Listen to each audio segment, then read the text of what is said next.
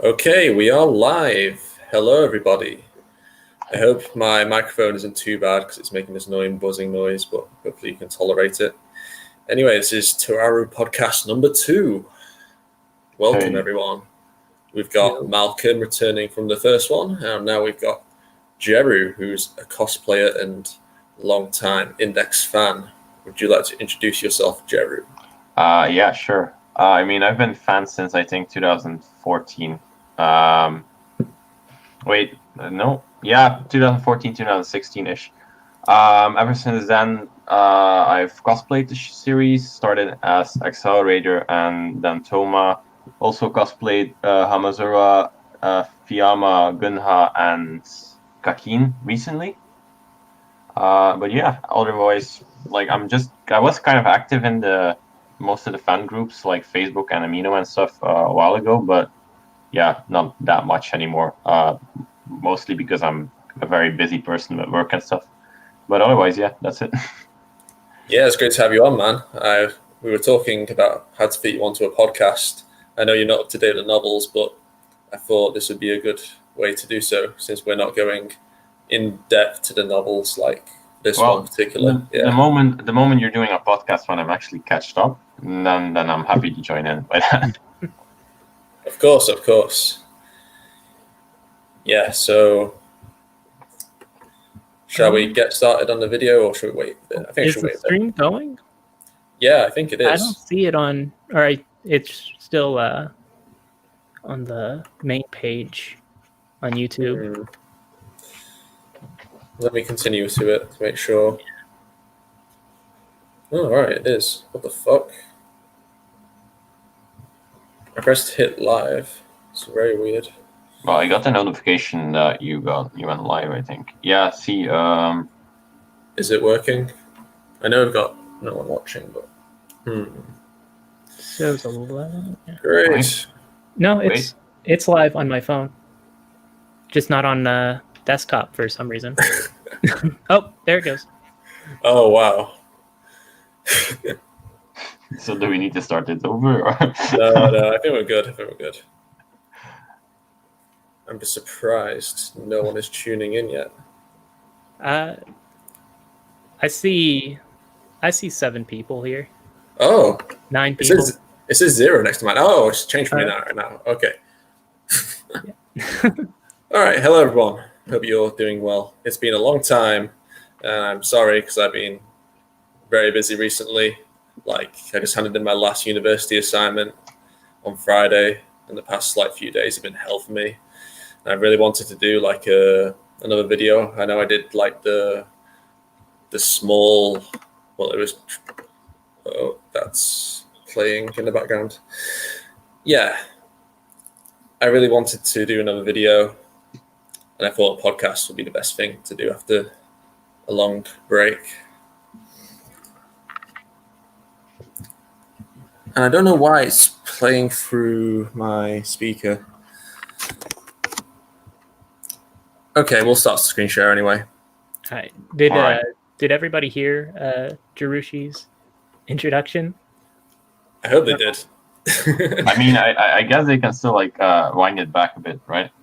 Yeah, if you want to do a TLDR. Well, yeah. Again, been fan since 2014 or 16. Cosplayed multiple characters from this series, and not up to date to the light novels, and not that active anymore in the communities. I'm still lurking though. That's it. Awesome. Okay, let's try and get the screen share working. That would be preferable, and have little technical difficulties as possible.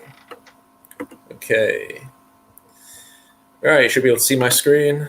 Yep. And it's created an infinite loop in the center there. Hey. All right. So, yeah, I'll just tell everyone how this is going to work. Let me just go on there. So, yeah, this is Gigguk's video. Yeah, this is probably the most popular To Aru discussion video on YouTube, unless there's another one I'm not familiar with. Have you seen another popular video like this, Malcolm?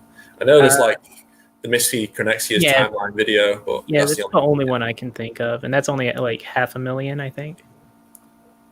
Yeah, it's kind of weird, like the To Aru community on YouTube generally, Yeah. or like the franchise, because it's been around for so long, but it's never really, gotten that much attention from the big YouTubers, like the big anime YouTubers, and that's what kind of inspired me to start my own channel, to have a specific channel about To Aru discussions. Is it didn't exist. Like I wanted to do it for a while, but I just never really had the motivation to do so until like a year ago. It's funny actually that you brought up Misty slash Cornexia, because that's where I found out about Index. Oh really? Yeah, like one of his top 10 videos. Like I remember it. He played like the first scene that like the dragon appears in, and I kind of was like, oh yeah, I need to watch this. Yeah, I mean, while they're not very well versed in like the franchise, they do get a lot of people into it. I mean, look at this, like 1.1 million views. That's crazy. So, like, I know quite a few people on Twitter have gotten into the franchise just from this video alone. Oh. So, yeah, we can criticize it all we want, like whether he's trying to market the franchise to get some sales on Buttwalker because he's getting sponsored by them. I mean, like I said, I haven't seen it But yet. yeah, we've got to give him credit for introducing more people into the franchise, at least. Absolutely. Yeah, Jeru hasn't seen this video, by the way, yet, guys. Yeah, no, this is like my first time watching. So yeah, this will be his first reaction to the video. And Malcolm and I have seen it already. I think I watched a bit of it again, like recently, just to refresh my memory on like what his points were, so I wasn't going into the dark, like again about what he's saying. From my memory, like in the first like 50 seconds or so, he makes a lot of points in the first 50 seconds because he speaks really quick. So we'll have to do a lot of pausing in like the first 50 seconds. So yeah, this is how it's going to work. So we are going to watch the video together, and once I listen to something I find interesting or like a point he makes about the series or something we want to talk about, then I'll pause it and we will all discuss it. Okay, so that's how it's going to work. And let's start. Why not? Full screen. Let's hide that. Okay, 3, 2, 1, go. Do you like Index? Why are you hyped for Index? Because here's my opinion. I don't get it. It's not bad. It's just really mediocre. Okay. Oh boy. Is Index really mediocre? I know he goes on to say this is like his old view of Index and he actually likes it now, but is Index mediocre? What do we think? The anime at certain points can definitely lag behind the quality of what I think it should be. I can understand that, especially watching it a lot later because the official dubs and subs didn't come out until like I think 2014. So before then, you had to do the fan subs. So whenever it finally did come out, the whole concept of everything in Index wasn't as fresh as it was for an anime in 2008. So I can understand why the Western fandom, who got it so late, would see it as rather mediocre. Yeah, I agree.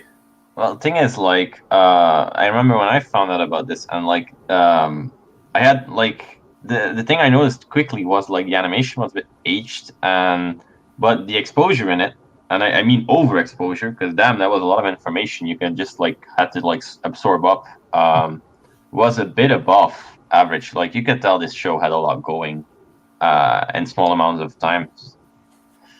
I feel. Yeah, for sure. A lot of exposition. Yeah. Like later in the video, he goes on to say that the reason why he thinks like or once thought Index was so generic was because it looked like a typical fantasy light novel anime.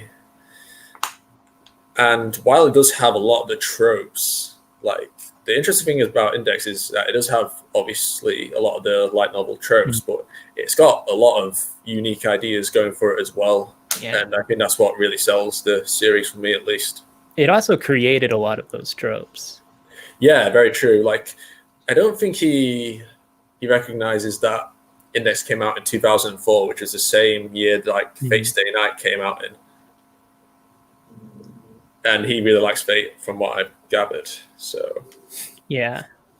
All right. Yeah. yeah, let's continue. And that's my opinion on Index. This was me, literally a month ago, reacting to the new Index Season 3 trailer as I was streaming my impressions of the fall season chart. See, the whole Index, Railgun, To Aru, whatever you want to call it franchise has always been somewhat of a mystery for me. From my perspective, it always looked like your typical generic high school fantasy action light novel that has been done a million different times now. Oof. Is it right to compare it to these? No. Well, the second one actually takes place, I think, in a place called Academy City as well. Oh, really? I've never seen Yeah. it. Oh. What anime is that? Asterisk War. Yeah, Asterisk War. It's on Netflix, I think, isn't it? I don't know. I watched it when it came out, and then I stopped watching it. Yeah, I've never seen it, but I've heard it's really, really bad. So I've never watched it because of what I've heard. I don't feel like you should be comparing it to the first one, though. Like, isn't that the regular, like, high school something? Yeah, Yeah. regular Magic High School. Yeah. That says everything. Just Yeah. when did Asterisk War come out? Let me think. It came out the same year as that Chivalry of the Failed Knight, which was 4 years ago. Yeah, so like Index is older. Yeah. Yeah, definitely. Yeah. I don't know in the books. Is it based on a light novel? I It don't must think be. so. it Wait, not? let me check. I mean, he's saying that these are like the generic fancy light novel things. So Yeah. Found it. Yeah, it's based on a light novel. Yeah. Okay. But I think the light novel came out in. Yeah, no, it's the anime. The anime came out in 2016, I think. Yeah. Okay, so yeah, 4 years ago. Yeah. Awesome. yeah, so they probably ripped the Academy City name off Index. Yeah. All right, let's continue. Days, and any attempts to watch the anime did nothing to prove me otherwise. Yet it's a franchise that had one of those fan bases that would praise it to high heavens. You know, one of those rabid fan bases that seems nigh on obsessed with a franchise and would take any opportunity they had to spread the word of the holy gospel like they were recruiting for a new religious cult or something. So I feel offended. Are we as bad as the JoJo and Fate fandom? No, not the JoJo. No. I agree. We're probably in some aspects worse because we have Ooh. Railgun Index Oh. Wars. Yeah, I guess that's kind of like the battle between, like in the Fate fandom, it's kind of like the battle between the Fate Zero people and the Fate Stay Night people. I see it more closer to the Persona and the Shin Megami Tensei fandom, where Shin Megami Tensei is the mainline series, and then Persona's a spin-off of that, but everybody knows Persona, but no one knows Shin Megami Tensei. I didn't even know. Yeah, Persona was Yeah, that's an accurate comparison, to be fair. Yeah, I was just thinking Fate because those were one of the franchises you mentioned. So, yeah. But also, like, since I do a lot of conventions, or I link a lot of cosplaying from the To Aru series, like, the mostly people recognize it from is either Railgun or, my God, AMVs, and I'm like, just watch the anime, please. I remember when you told me that, like, people recognize Accelerator just from watching an AMV. They didn't know what actual anime it was. Yeah, and I was like, you can just go watch it now, please. But yeah, no, I do feel like every time somebody comes up to me and is like, yeah, I do recognize it, I would just go like, yeah, but like, and I'll just give this entire explanation about this franchise. So at some point I feel offended by this. At least you're spreading the holy gospel, like. Yeah. Yeah. I always have a light novel packed on me. And you're like inside That's jacket hilarious. to whip it out. You're Yeah. like a Jehovah's Witness at a convention. Oh yeah. Just booking people with the with the book. Oh fuck! I actually do that. That's amazing. You know what? When a Jehovah's Witness knocks on your door, like you should just like say, "Wait a second," and then bring out the index. Your book. index light novel. Yeah, right. With chapter and verse. No, but Yeah. But actually, I do feel like whenever I see like a stand like selling light novels or mangas at conventions, that I will always just pick it out and just like show it around, be like, yeah, no, you should read this. So yeah, no, actually, I do feel like I am like that, one of those fans that actually, yeah. I mean, we kind of need to because we're not like Naruto where everyone knows what it is. So I mean, I guess, yeah. It's harder for people to get into a light novel because you have to actually read it, and there's not as much visual impact. yeah, I kind of noticed that. Like, I don't know, maybe because I've always enjoyed reading since I was young, that it never really bothered me. But like a lot of fans I encounter on social media are like, "Ew, reading horrible. I don't want to do it." I like pretty colors. I can only watch something with pretty colors if. And there's also the fact that I feel like index novels are a bit how do I put this harder to get into, because it's like on a whole another level of like virtues. Like, how do you say that? Because the only light novel I picked up before this was actually, and I hate to say that, was Sword Art Online, and like when I picked up Index, it was like a big step up, just like with words that they used, and I was like, damn. So, yeah, I feel like Index is a lot more complex than SAO. I mean, yeah. I mean, Ricky Kawahara, I think his name is. He wrote that when he was like in high school or something. Well, I know Komachi was young when he wrote Index, but like he just submitted a novel onto the web and he didn't really expect it to get popular or anything, and it just did. And then he just said, "Okay, I'll help with the light novel, I guess." So, yeah, I mean, he didn't really try as hard as he could have, like especially the earlier arcs. But I think later on, then he tried to tell a more compelling story. But I'm not a fan of SAO personally. But I've heard the newer arcs and books are good, but I don't want to. The thing is with SAO, I actually read it until. Sorry.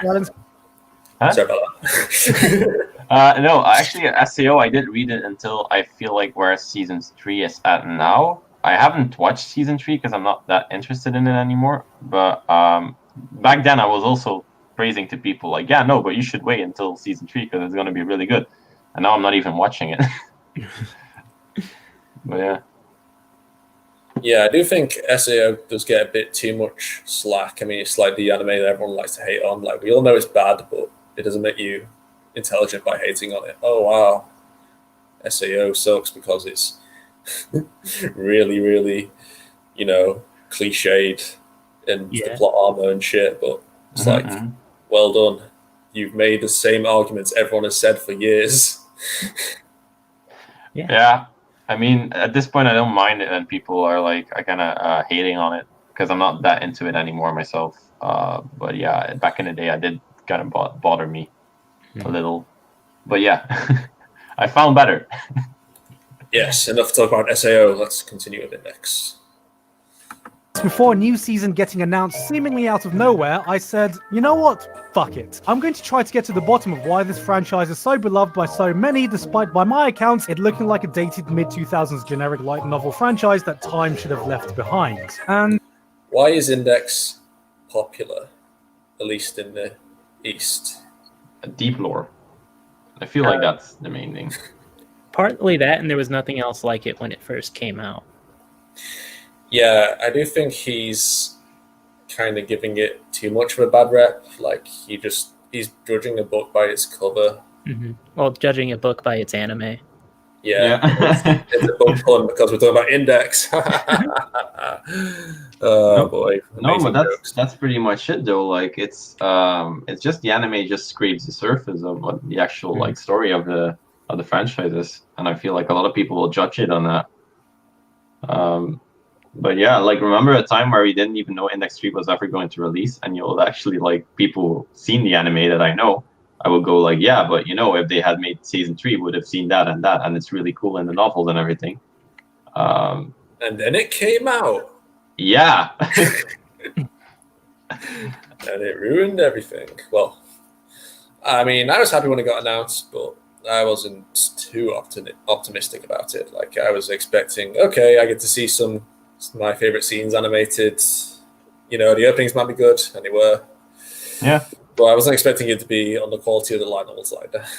I mean, after reading just like the entire Old Testament, season 1 and 2 seems a bit like not that good, in my opinion now. Oh, definitely. Yeah, it's like So yeah, I don't blame Index 3 that much because it's still very on par. Maybe a bit worse than the other 2 seasons, but yeah. Hmm. yeah. I talk about this in my light novel review. Like the version of events are like so much more clearer thanks to the detail in the light novels. I mean, And they the can't fights explain are a lot everything. less plot armor seeming. Yeah, true. Like the prime example is the accelerator fight in the Index anime, where Toma just has some scratches and no blood. When in the light novel, it was much more hard for him. Yeah, Railgun sort of did a better job with that. Yeah, I say that in my video. I think it's funny how the Railgun does a better adaptation of the fight than the Index one for the Index light novel. Anyway, let's continue. And through that journey, I discovered a unique world that blends fantasy and science in a way I'd never seen before. A grand narrative that fits the bill for a shared universe I had been searching for in anime for so long. A power system so intriguing it tested my knowledge of my university education that, before I knew it, something happened. I became a fan.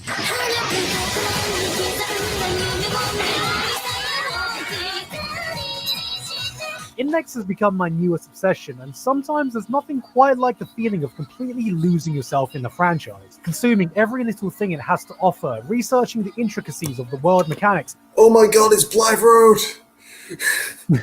It's what? Oh, you won't know about that. Oh, don't look. It's a spoiler. Okay. Every little bit you can about the lore and background, and you do it because the deeper you go, the more rewarding the experience becomes as a whole. This franchise was exactly that for me, so today I wanted to share some of the reasoning why I got so sucked in to the world of Index. Now, before I get started, I wanted to give a quick shout out to Bookwalker, who are doing an Index giveaway right now. Man, I wanted to enter this competition just to get something signed by Komachi, but I didn't do it. Actually, I did enter. I didn't win. Oh, did you? Yeah. I actually feel sad. So like, I have that Mikoto figurine. Like, Oh, do you? I don't know if I should be proud of that one. I actually have an official one, yeah. It's okay if you don't want it. I'm sure there are several hundred Mikoto fans. It's not that I don't. It's not like I don't want it. I bought it with my fiance back at a convention, so I feel like I'm not that bad now. Yeah, true.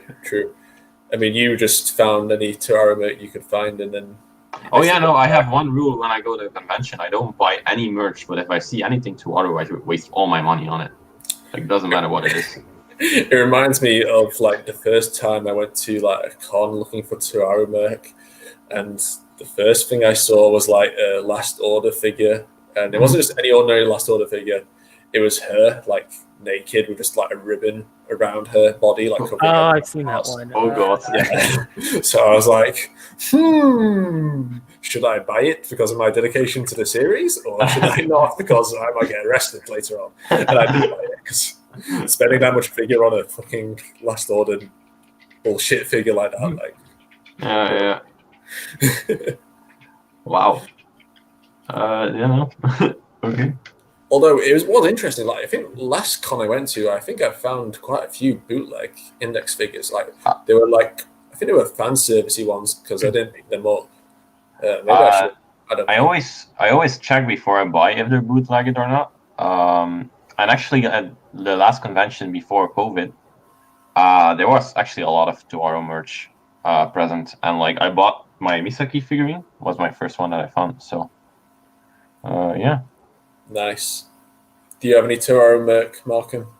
Yeah. I've got the Figmas. I've got the like these collector edition chibi figures of Index, Itsuwa, Misaka, and the one girl from the movie light novel. Oh yeah. They came in a collector's edition for the tie-in game for the movie that I have. Is that the road to ending Mutant? Yeah. And then I've got a accelerator Figma, or not Figma. The androids. Yeah, the Oh. androids. Yeah. Accelerator still doesn't have a Figma. Yeah. No, and it's so dumb because I Oh, remember. that's my old friend. No, but like I also collected all the Figmas, and I remember the last one I got was the sisters Figma, Nice. and I kind of was like, why don't we have an official accelerator? Because I was looking for one, and I found like a fake one, and I remember texting this one to you, and like being like, yeah, where can I buy this? And you were like, no, this is fake. Yeah. It's very surprising considering how popular he is. Like, he's probably just behind Makoto in popularity. Mhm. I guess there's a lot of Chinese knockoff like figures and Figmas and stuff just because of how popular Index is in China. Oh yeah, definitely. Yeah. I mean, Billy is named after Makoto after all. Which is their version of YouTube. Anyway, let's continue. If you want to win some figures. Details are coming at the end of this video if you feel like having a dabble in the franchise, because I understand that as big as Index was in its heyday, it's been 7 years since its last anime adaptation, so I'm sure there are many of you now who have not even heard of the franchise, so here's a bit of background. A Certain Magical Index is a light novel series that started in 2004 and has since spawned a grand franchise sporting multiple anime adaptations, spin-offs in mangas and anime forms, and lots of light novels. Many people are familiar with the franchise through its mainline anime series, A Certain Magical Index, in which we mainly follow a spiky-haired protagonist, Toma Kamijo, on his adventures of fighting magicians, picking up chicks, and solving literally every problem by punching it in the face. But arguably equally as popular is its spin-off series, A Certain Scientific Railgun, which focuses on the adventures of Mikoto Misaka, a powerful esper with the ability to control electricity, shrug off teleporting lesbians, and is basically Pikachu as a tsundere anime girl. From that brief description, it may be hard to see the appeal of Index because that's what it looks like from the outside, and to say the franchise is a bit daunting is kind of an understatement at this point. But from my personal experience, through all the confusion about the sheer scope, explanations about chronology, read and watch order, I never really saw anything to explain to me what the core appeal of Index was and why it's amassed such a loyal fan base, so that's what I'm going to try and do today. And I think a good place to start, instead of explaining specific plot details, is to start explaining what Index is as a concept. Index is set in a world very reminiscent of the one we're in right now, except both magic and science play a massive part in it. You have the world of magic, which has its roots in faith and religion that can be traced back through various myths and legends, and has shaped a lot of the world's history through secret organizations and practices. This is where you see a lot of the traditional fantasy elements, with mages and magicians drawing their powers through spells and magic, and it finds its basis through a lot of real-life lore we can find in this world. However, you also have the world of science, as the main setting is the modern sci-fi world of Academy City. Here you have a city that's advanced to be 30 years ahead technology-wise to what we have today, and is full of people who have gained supernatural power through the practices of science and experimentation. And while both these worlds are normally kept separate, they are in conflict with each other, both vying to be the dominant power to shape the world of Index, which serves as the basis for the various stories told in this setting. And it's really hard to get this perspective from the beginning. This is where a lot of the confusion about what the... Wait, what? It's hard to get the perspective that it's magic versus science concept? What? I mean, I'm confused by that. Maybe you just mean like the grand scale of it all. Like you don't really realize how it affects like the politics of like all these of like the world. Maybe. Really? I don't know. I mean, Just my theory. in reality, I mean, you still have like the conversations. I mean, they are a bit hard to follow, like what's going on. But I mean, like in the from the start, you don't really realize how important like Index is as a figure, or just how important all the events and the scale that they lead to. Like you wouldn't expect the events of Index 1 having an effect on like geopolitical relationships. Whoa, did you just call Index important? Don't tell anyone. She's not meant to be important. What are you talking about? You're right. She's not relevant. Yama kidnapped her for no reason in particular. I know, like she has more relevance than Makoto and Index, honestly. Yeah. I mean, I know you guys already saw this video, but I'm still confused about how many memes were like quoted in like 2 minutes. We're trying to make people laugh somehow. Oh my god. It's so like Oh no, I'm having like 2014 flashbacks where I actually thought this was funny, but this would have been funny. Oh, he punches everything. Oh, Mikoto's a Pikachu. Oh my fucking god. Okay, that's not. Well, I wasn't expecting us to criticize his humor. Yeah, no, that's not what I meant. But it's like no, Everyone goes through those phases. yeah, no, it's true. Like I shouldn't be that, but like I feel like I've seen too much of that already. Yeah, I mean, we'll give him benefit of the doubt since he's like new to the franchise, but like, And also, this video was probably like uploaded a while ago already. So 2 years? Yeah, just like yeah, see, that's 2 years ago already. Like I shouldn't be. Yeah, I was just a bit shocked about it. So, right. But yeah, on the topic of Index, like she's really important in the first arc. Obviously, I mean, it sets what her character is like, and her character is like a parallel to Toma, since like Toma is the one who manages to restore, like, well, stop her memories from being wiped, but in return, he's the one who gets his memories wiped. So he takes Index's position by saving her, which is symbolic.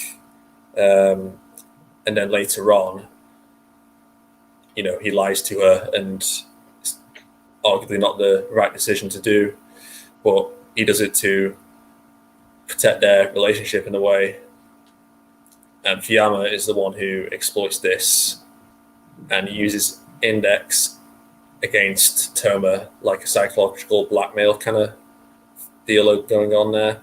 But when Toma defeats Fuyama and Index learns the truth, she accepts it. And that concludes their little arc, which spanned the entire series. So, yeah, that's what I think about that. I mean, I think that's like one of my favorite concepts about this is just like, and something even in the anime I really picked up on so early about the fact that the Magic Society was like kind of like this occult, like pulling strings from behind the curtains and all this thing.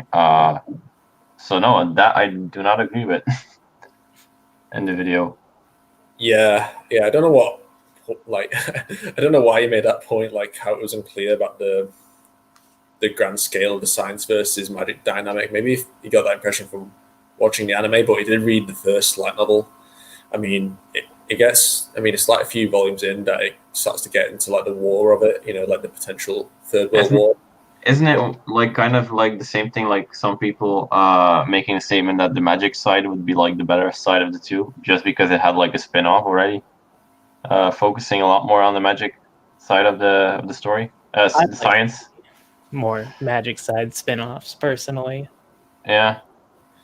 It probably won't happen though, because science side is the most popular, thanks to Railgun. And it's easier to understand. True. Let's continue. Franchise is about lies. Many people, myself included, were only really exposed through the plot synopsis of the opening arc. Something about a generic spiky-haired boy whose right hand has the power to cancel out any magic or supernatural ability, #a week into No Nut November, running into some lolly nun that has a load of magic books in her head who's getting chased by this mysterious magical organization with your usual trashy power fantasy stuff. And while this is technically what happens, it's not an accurate representation of the franchise at all. Right, so he basically just dished out his thoughts about the first arc of Index. And I think that's very unfair. I sort of interpreted it as him sort of going based off more so the synopsis of... Oh, right, yeah, he did say that going off the synopsis, but then, like, he did go into, like, the Kanzaki and style things, well, mentioning their roles briefly, or his version of their roles. I mean, the synopsis could be, oh yeah, Toma meets Index and then magicians chase them, and that's bad. Like, I mean, even going off the synopsis, how like is that really that bad? I don't know. I have no commentary on that. I feel like the first two arcs of Index are a lot of it's a lot to take in. and I always tell people who get into this show, like, try to sit through those first 9 episodes because they're a bit hard to watch, just because there's a lot of information there. But trust me, when you get to that certain episode, it gets really good, really fast. So I feel like if you wanna talk about this show, you kind of have to, like, at some point leave those first 2 arcs a bit. But yeah. Yeah, I mean, if he's read the synopsis, like if he's talking about a synopsis here, I know he's dumbing it down for, like, I don't know, maybe comedic effect, but his comedy's not that good to begin with. Or he's just like being truthful about how he felt about the synopsis, but he's kind of like dumbing it down a lot. Like, he's not mentioning that this all takes place in Academy City, which is the head of the science side, and the magic side are like conducting this mission within the science side because it'll be safer that way. Obviously, you can't put all those details in a synopsis, but I feel like any synopsis of Index would at least try and explain the science and magic dynamic to begin with. Yeah, well, I mean, if you look at the My Anime List synopsis, let me see. Their synopsis is Academy City, Japan is at the forefront of science. Besides being 30 years ahead of the world technologically, more than 3/4 of its peculiar city's population consists of students developing their psychic abilities as espers in various institutions. Among these students is Toma Kamijo, a high school boy with the lowest psychic rank of 0. Like, I guess that part does make him sound sort of generic. But with a mysterious power no scientist can understand, a Imagine Breaker, which allows him to negate any supernatural abilities. This, however, doesn't affect Kamijo's life in the least, as he plays his role as a regular teenager.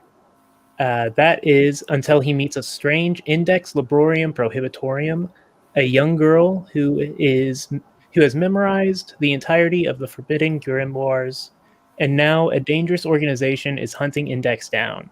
With several magicians looking to harm the girl, Kamijo will defend his new companion at all costs as he discovers a strange new realm of the supernatural. Yeah, see, I mean, that sounds quite interesting. Okay, you still have the cliche with the underdog teenager set in a school kind of environment, but there's still much more to it than that, like, even from that synopsis. Yeah, but I can understand where he would pull, like, it sounds generic in terms of, like, normal, average boy who has the mysterious power. Yeah, I mean, saves that's like this girl. The teenage underdog trope, which has been done since the beginning of time.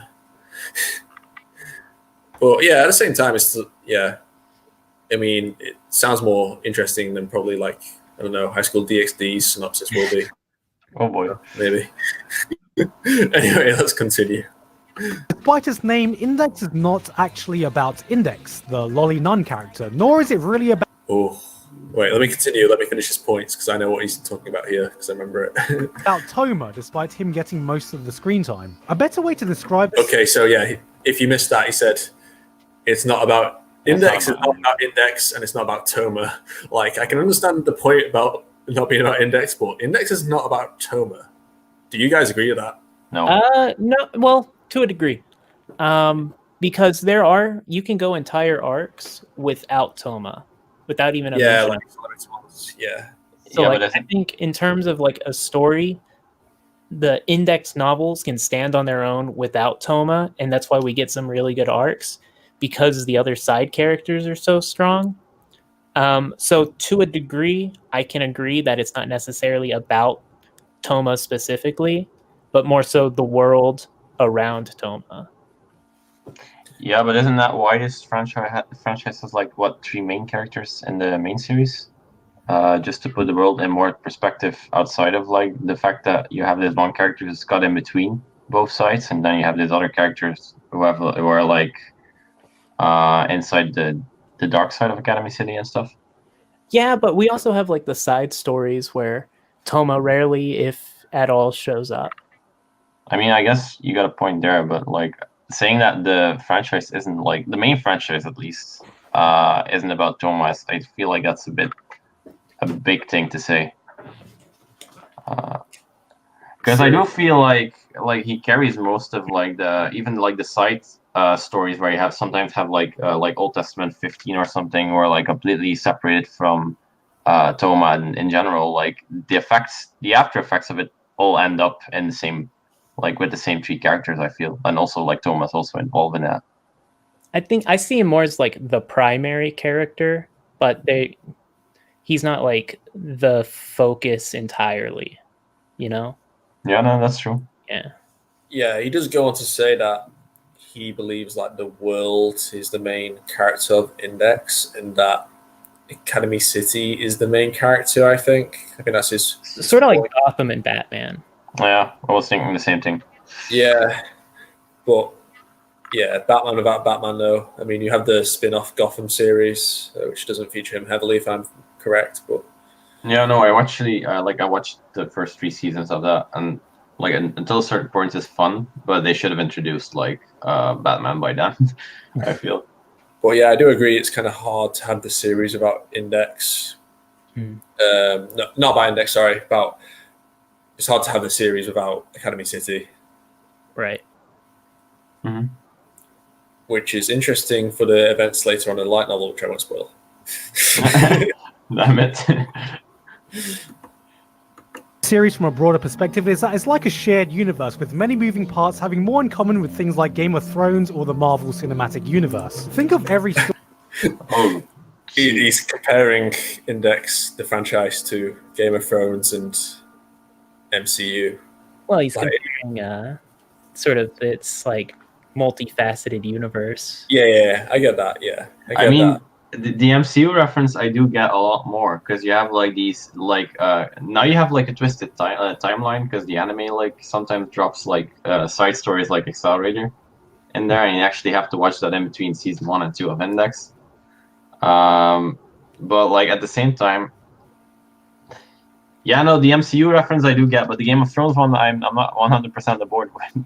I imagine doing it saying that like Game of Thrones doesn't actually have like a singular main character. Like everybody in that series is a main character.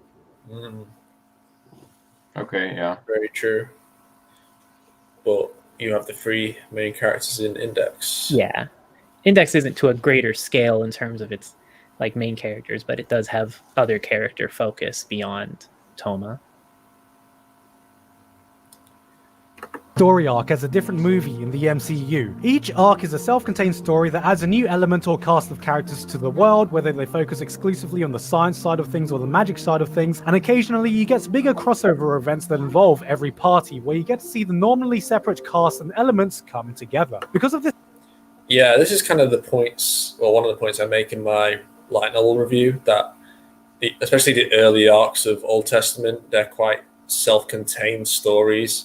Yeah, they lead on to each other a bit in some places, but like the first like 12 or so volumes of Old Testament are very self-contained, like kind of like almost like episodic storytelling, which was standard in novels back then. Yeah, you pointed that out in the first podcast, if I'm correct. Yeah, I think so.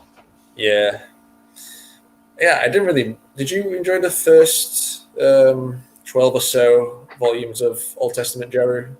I did. I did actually. Like, it's like I remember going in those being like, damn it, I have to like recap the entire like 2 first seasons of the anime, and I was like considering skipping those, right? Mm-hmm. But then I was like, nah, like I'm just gonna like start with 1 and see how it goes. Like if it's that similar to like how the anime is, then I can still skip some novels if I want to. But I picked up really quickly that wasn't the case. Like the novels are a lot more extended than the anime, of course, and I really enjoyed just like reading how those scenes that you see in the anime are a lot more extended and like a lot more detailed in the light novels, you know? Yeah, especially 2 and 4. Yeah, I can never like when I see people getting into novels for like the first time on Twitter or whatever, especially after Index 3, and they've seen Index 3 and they're like, oh, I know, I'm going to start from New Testament 1 now. And I'm like, No. you're missing out on so much. Like, you're missing out on so much. Not just, I mean, obviously, I get why they do it because they don't want to spend more time reading it, but it's like you get so much more quality overall, and it just improves like your understanding of the series so much if you start from Old Testament and then you get all the bonus things the anime didn't have. Like, yeah. Like Toma's precognition. Yes, and his past in Old Testament 4. Mm-hmm. Yeah, like I feel like the anime only lightly touched on the fact that Toma had like this Toma's past, just like let's put it like that. Yeah, it was throwaway sentence by his dad in the anime. Mm-hmm. Yeah. He just said you were the bringer of misfortune or something. Like, it doesn't go into much detail at all. Just a throwaway sentence. Yep. If you just press K Anyway, on your let's keyboard, continue. it'll play the video without having to. Oh, Press it. you're a genius. Oh, I'm glad I got you around. This structure, you can have multiple storylines running in parallel, and sometimes you get to see the same events happen but from different characters' perspectives. And while not every story arc is essential to follow along with the grander narrative, they all add something to the canon of this shared universe. Yeah, I get his point, but at the same time, like, World War 3 arc. I think it's quite amazing how the World War 3 arc has at least like one aspect from every single arc before it in the World War 3 arc. Like, the only exception I can think of is like maybe, I don't know, the Dice Azai arc had the blasting rod at the end. Maybe like the Slice of Life Volume 12, it didn't really have that. But like, if you think about it, like, you have Index's controller, so you have Index from Volume 1. You have from Volume 2, you have Toma's arm being cut off for the first time, and you realize he might have another power inside the arm. So when Fuyama cuts it off, you're like, oh wow, he does have something in that arm after all. So that contributes something.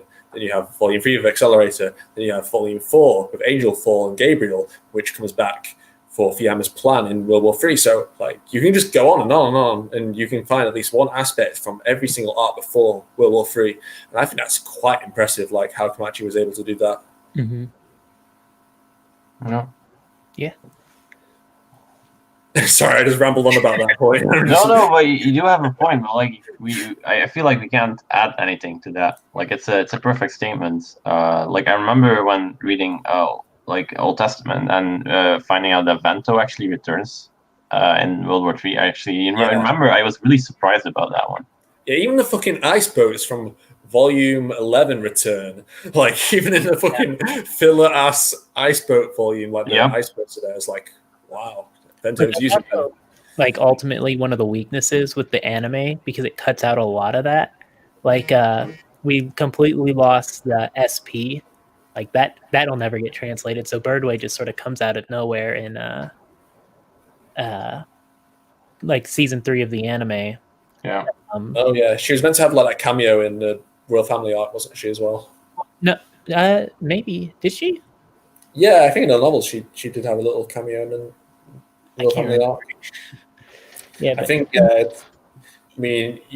I think fans don't really remember it because they usually read like those side stories after that arc. So, but also I feel like just like introducing Birdway at the end of season 3 kind of like is a real like cliffhanger for people to pick up novels after that. So I guess that's why they might have done it. Yeah, I just felt like SP gave some more depth between her and Toma's relationship, like, going forward. So like in the anime, she sort of seems shoehorned in specifically for NT, whereas in the novels, you sort of get a more natural introduction to her, so she doesn't feel like a whole new character being forced into the storyline. like Kamisato, for example. Yeah. Sorry, I couldn't help myself. I don't mind Kamisato, really. Some of us haven't gotten there yet. Oh yeah. No, but I've seen the memes. Yeah, I hate magic gods memes. Yeah, He's falling over that bike.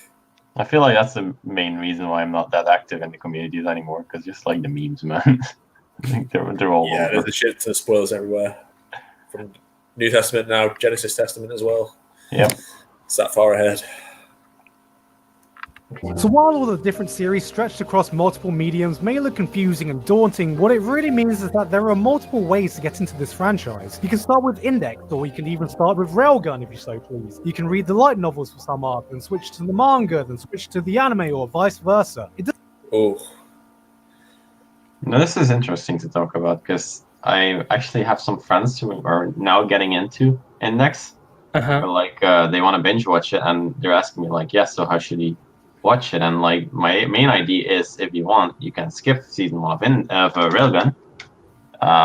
If you want, like otherwise you should watch that first, I guess, and then go to Index because they want to watch it chronologically, and then you have to switch in between Railgun S and Index 1, and then it's a really confusing timeline. But I wouldn't necessarily say you can start with Railgun. Like I've thought about it as well because it's a really interesting perspective then, because you get introduced to Toma in a completely different way, and you don't know what his power is. It's not getting explained until you actually watch Index then. So the fight between Accelerator and Toma in Railgun is a lot more, I guess, exciting going down forward, because you still don't know what Toma's powers are or how they work. Right. honestly, if I was getting someone into the franchise who's like a casual anime fan, I might just tell them to like just watch Railgun S and just ignore everything else. And if you like Railgun S, then maybe Railgun T, and then I have a hard time doing that because I'm afraid if they watch Railgun S first, they're gonna have such high standards for the rest of the series. They're just gonna have everything else, and that's how I feel like a lot of like the Railgun fans who don't like Index sort of got into the fandom. Yeah, but I'll say, all right, you enjoyed that, then read the novel. But if you don't read the novel, then that's fine. But yeah, I've tried to get my friends into Index in the past, and yeah, they were actually quite dedicated to it, considering they didn't enjoy it that much. Like they watched it like the airing order, so like Index 1, Railgun 1, Index 2, Railgun S, and yeah, they thought it was not that great. Yeah. To be fair, like at some point when I was also watching it with a friend, like we got to the sister arc, right? And I remember like after a certain episode in the sister arc in Index, I kind of switched DVDs to the Railgun S one, and I just like had the entire fight from Accelerator and first Stoma. I just played the one that they showed in Railgun, and I felt like that really helped my friends getting more into the franchise, just seeing that fight in Railgun instead of Index. Yeah, I want somebody to make a super cut of that. Like, just take out the Index anime version of the fight and just throw in the Railgun replace it. Don't say. Did they not question like how the animation like got better suddenly? I explained afterwards. So I was like, they remade it. Like I said, I used the excuse like, yeah, no, it's a remaster, bro. Like, don't worry about it. Yeah. Like, the opening changed and everything, but don't worry about it. Yeah, I think the optimal way ultimately, I think, is just the release date order, which I think some people in the chat have said too. Yeah, that's how I got my friends into it, or tried to get my friends into it. But personally, and that's why I originally watched it as well. Personally, I watched it first Index, then Railgun, like first Index 1 and 2, and then Railgun and Railgun S. Okay. Yeah. Interesting.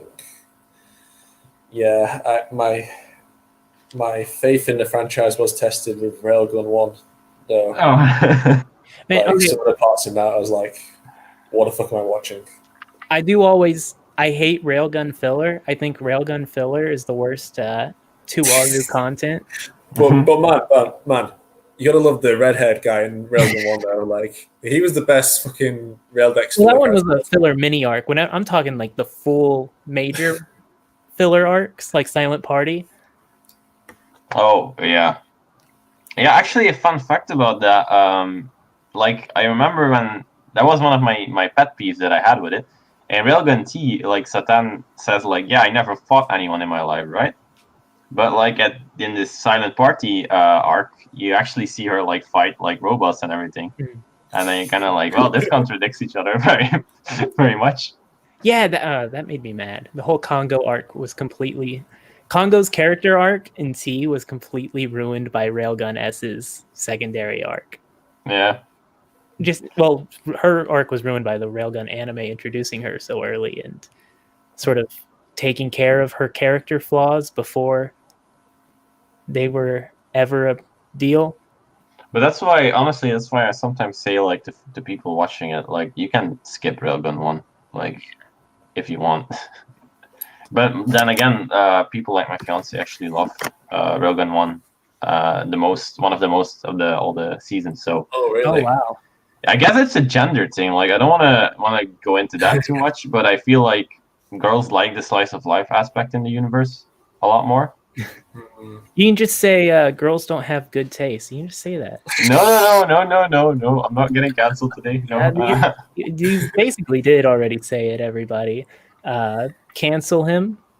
All right. This It's cosplay going to get video. clicked on Twitter, and the Twitter mobs of To Aru fangirls are going to kill you. Now we're joking about this, but wait until I link like an article in the Discord about me getting canceled. Like wait until that. Hashtag Jerushi is over party.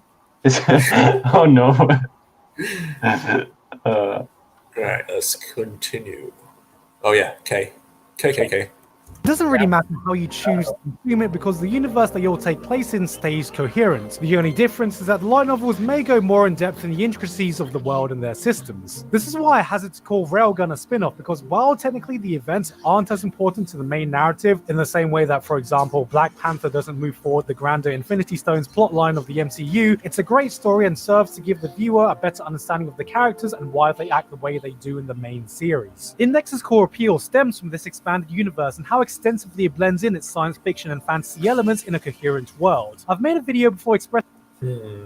I disagree with what he said. Like, you can't see it as a spin-off because it carries its own stories and everything. Like, a spin-off can still be a spin-off while still being good.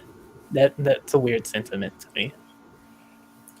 Yeah, and he says like the core appeal is the shared universe, but I feel like you can enjoy Index without reading or watching Railgun, at least from the light novels.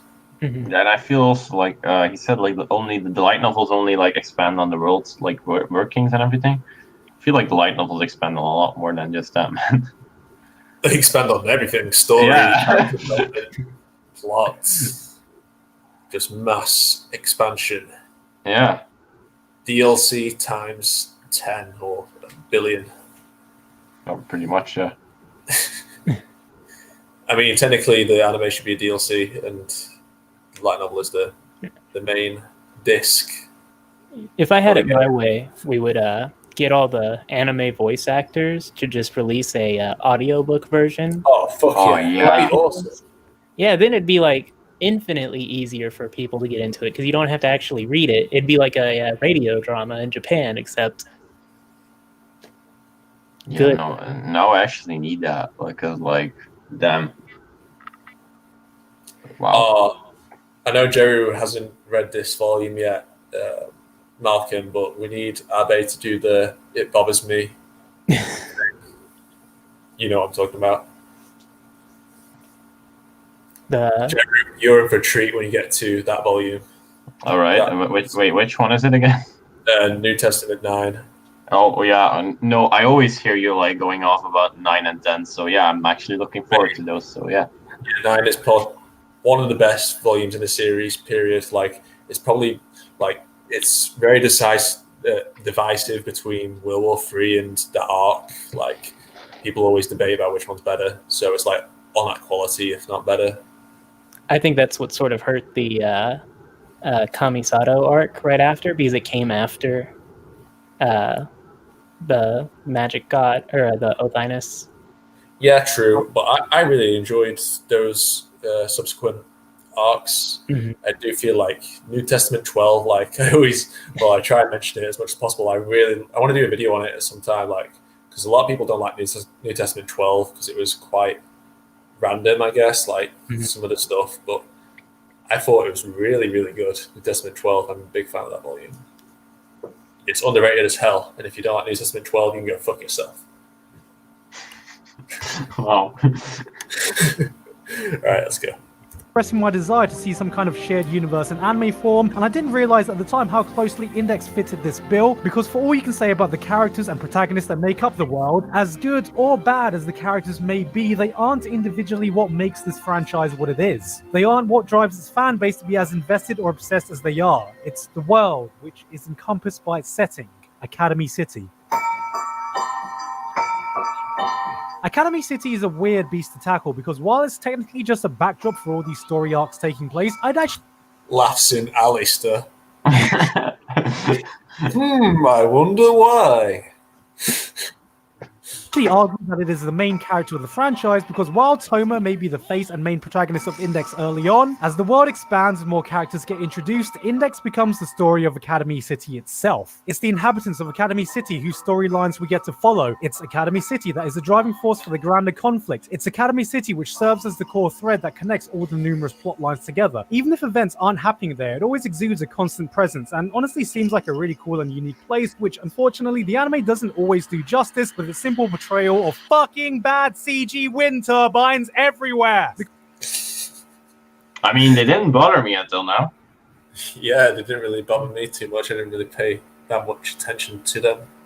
But sure, now that you pointed it out, like, goddamn. Nah, actually, I'm still kind of fine with those. I always felt like Academy City had most of its personality at night whenever, like, yeah, sort of better captures, like, the sort of darkness of the city. And the city just looks nicer with all the skyscrapers turned off. Because right now, whenever you normally look at it, it's just Tokyo with wind turbines. Yeah, but the wind turbines are already like a bit like I like those in there. Like they give a lot of personality. I remember showing it to a friend, and he said that it reminded him of Evangelion, like that the wind turbines are pretty much a ripoff from Evangelion, which I couldn't disagree with more. I've watched Evangelion, and I don't know how they're ripping off either. Well, apparently because of the wind turbines, like the wind turbines actually played a role in one of the novels, though. Like, yeah. I was going to mention that. That become relevant in Volume 3 in the Accelerated Fight. I don't know. I never watched Evangelion, so I wouldn't know. But it's just what he said.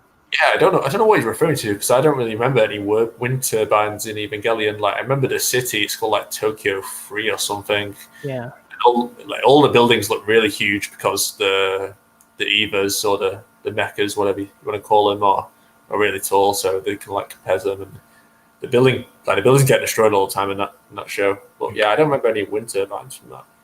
I don't know what you're trying to refer to. Anyway,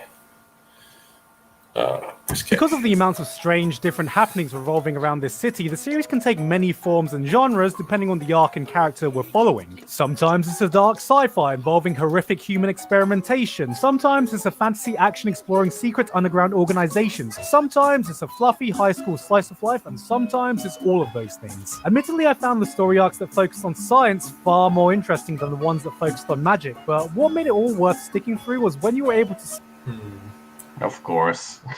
Yes. Science versus magic were not the conflict you expect, whether the volumes are better if they're on the magic or science side. I mean, I guess it depends what you're into, right? Because like, I think magic side sort of like really starts to get good starting at the World War III arc, but the anime sort of screwed that up. Yeah, it's interesting. Like, as the series goes along, the arcs don't really always get classed into this is a magic side arc or this is a science side arc. It becomes way more blurred. Like I think World War III is one of those volumes where it gets way more blurred. Well, you'd expect it to become more blurred because there's actual war between magic and science. Yeah. So, but also like that was also sort of the point of Gremlin. is science side organization that also likes, or magic side organization that's also willing to use science. Very true. Yeah, so I don't feel like the science arcs are better than magic arcs is a relevant argument anymore. Just because like how ambiguous some arcs will, or like whether they class as magic or science or not. Yeah. I don't know. I feel like some of my favorite Old Testament novels were science focused though. Like you have Battle Royale and Dragon. But then again, I really did enjoy the arc in France with Toaru. Hell yeah. I mean, I did enjoy that arc, like, and in the novels at least. Like, I can't really recall why that much, but I really enjoyed and weirdly enjoyed it. It's because of that wine scene at the start, which was cut from the anime, Yeah. where Amber and Terra drink wine together. Oh yeah. That's the entire reason why that's the reason why that novel is great. Just that, like. I swear, Terra gets some shit online. Like, I remember one. Like, I was talking about on Twitter. I said something like, "Oh yeah, I'm going to make some pretentious videos about index villains in the future," and someone said like, "Can you do one on Terra to the left?" Like, they didn't like saying that Terra is not a good villain or whatever. But yeah, I kind of get that point. But Terra's one of those like dumb villains that you sort of love, despite like you shouldn't. Yeah, I really like Terra. Like, he's charismatic. Like, Yeah, he gives me Calendar Man vibes from Batman. Jesus. yeah, I like his personality a lot. I mean, not the fact that he, kills people. To be fair, I did consider like cosplaying him like a while ago. Oh, I remember that. Yeah, I was it. like, hell yeah, dude. Yeah, no, but I did Fiamma instead, didn't I? Yeah, you did. And that Fiamma cosplay is amazing. Like, I linked a bunch of people on Twitter to that, and they were really impressed with it. It's never too late, though. You can always go back and do Terra too. Yeah, honestly, I'm still considering it until this point because I already did my entire To Aru list after Gunha, so I might actually pick it up again. Oh yeah, and Alistair can be Aqua, and you can reenact the pillar scene. Hell yeah! I'll make a pillar for that. Gonna drop that shit really hard. Oh damn! Although I might need to do a few, push-ups to get that strong. Like, I'll need to work on being able to chop a marble pillow with my bare hands. You can just use a paper drop mache it carefully on your face. Watch me actually post on my Instagram like in 3 days like a broadcast picture on like Terra right now. Jesus, I hate myself so much. I know. Yeah, you should like pose like under a piece of rubble or something. Poor Terra. All right. Let's go. See all the various characters and plot lines converge. Some of my favorite moments were actually just seeing different characters from the various story arcs meeting for the first time and interacting with each other. There was a few episodes in Index Season 2 that was purely dedicated to bullshit slice of life fluff involving all the cast members, and it was honestly some of my favorite episodes. The franchise reward. What do you think about Old Testament 12, I think, which is the arc? Yeah. In the anime, I actually enjoyed it a bit more. Those parts, at least, like not the action parts; those were better than the novels. But those parts were really fun to watch in the anime back in the day. I always felt the slice of life was better in the anime, partly because the guy who directs the Index anime specializes in slice of life. Yeah. Like all of his biggest directorial work was slice of life. Like I think the biggest being Azumanga Daioh. I think it really does show like if they did an anime adaptation of that Index-san manga, the Everyday Life Index. Oh yeah, that should be the anime he's adapting. But yeah, that'd be cool. I'd be down for that. Yeah, but they have him doing this, and it's just clearly his weakness is action, and his strength is slice of life. So I always felt the slice of life sections in Index had a better direction. Speaking of Index-san, like my favorite scene out of that is where like Accelerator, Toma, and Motoharu go to that what's it called, Joseph's restaurant together. Uh-huh. I can't remember what they Tsuchimikado walks by. Yeah. Yeah. You know what I mean? Yeah, that's my favorite like scene out of that. It's funny. Yeah, sorry, Jared, I interrupted you. No, I was just saying, it's clear. It's just clear that this slice of life is better. Definitely because those episodes are probably one of my favorite episodes from Index 2. Like, I would actively revisit those again, just because I like them so much. Yeah, same. Yeah, even I enjoyed them, and I give the anime a lot of shit. And I probably would rewatch them. Like, I mean, I do have the DVDs for Index 1 and 2, so if I was gonna rewatch some episodes, I'd probably choose those ones over some of the others. To be honest, definitely watch the Accelerator versus Hound Dogs because that never gets old. Yeah. No, actually, I also have those DVDs, so yeah, it's probably the ones that I played mostly. But yeah, it's really good.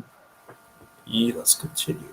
Reward you for investing in the world as a whole. You'll have elements you like, you'll have elements you won't like, you'll have characters that bore you and characters that you'll absolutely love. Oh no, I was already kind of hooked up when it was like elements that you don't like, and he shows like the ice ship. Yeah, you'd only get a pass if you hadn't read Volume 1 of the light novel, but he has. He's not getting a pass on that. Oh no, my friend. Was Toma boring in Volume 1 of the light novel, guys? No, he wasn't. What do you think, Malcolm? Was he boring for you? I think Malcolm is muted for a minute. Oh shit, he's probably got something to do. Yeah, no, it's fine. Shit. I'll go back to the chat and see what everyone's saying. Why not? Hello, chat.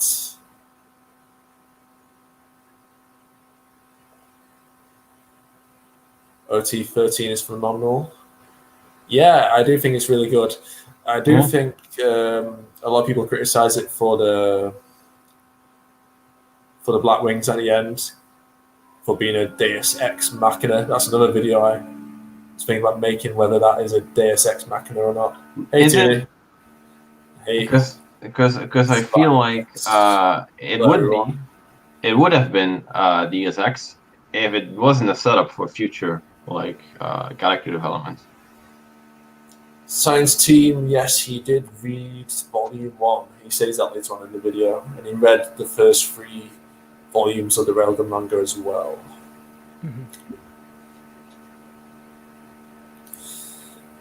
Oh, you're back, Malcolm. Nice. Yeah, sorry. It's okay. No worries. We will continue. Which, let's be honest, is going to be Accelerator because he's best boy. It's the juxtaposition of all these different narrative elements you wouldn't normally see together put in one place that makes it so interesting. You not only have mages and espers, you have angels, alchemists, underground assassins. You got modern military SWAT teams fighting magical nuns, and what I like is how much they try to ground it in our world, because every element, no matter how ridiculous, has a basis from our real world. Supernatural phenomenon that we may hear about here and there are given an explanation in Index with the rules that structure that universe. Fairness is one of the best things about Index, to be honest. Later on, Komachi does get some things wrong occasionally, but the amount of research he does into these concepts, his imagination's really fucking impressive. Yeah. Considering how much research he puts in and how little time I imagine he has, since he's writing 20 books at a time and doing the storyboards for Railgun and previously Index or Accelerator and Astro Buddy. It's pretty incredible he gets any time to do research, especially for the magic side up, which it takes definitely a lot more research to output that. And you get to understand a lot more of the references he's going for.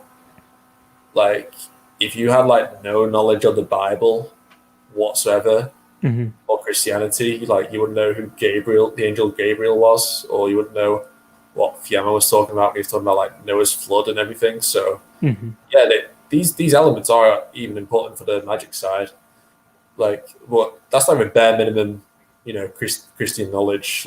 Almost everyone knows about, Gabriel was the one who appeared to the Virgin Mary in her dream and said she was pregnant with the Son of God, Jesus.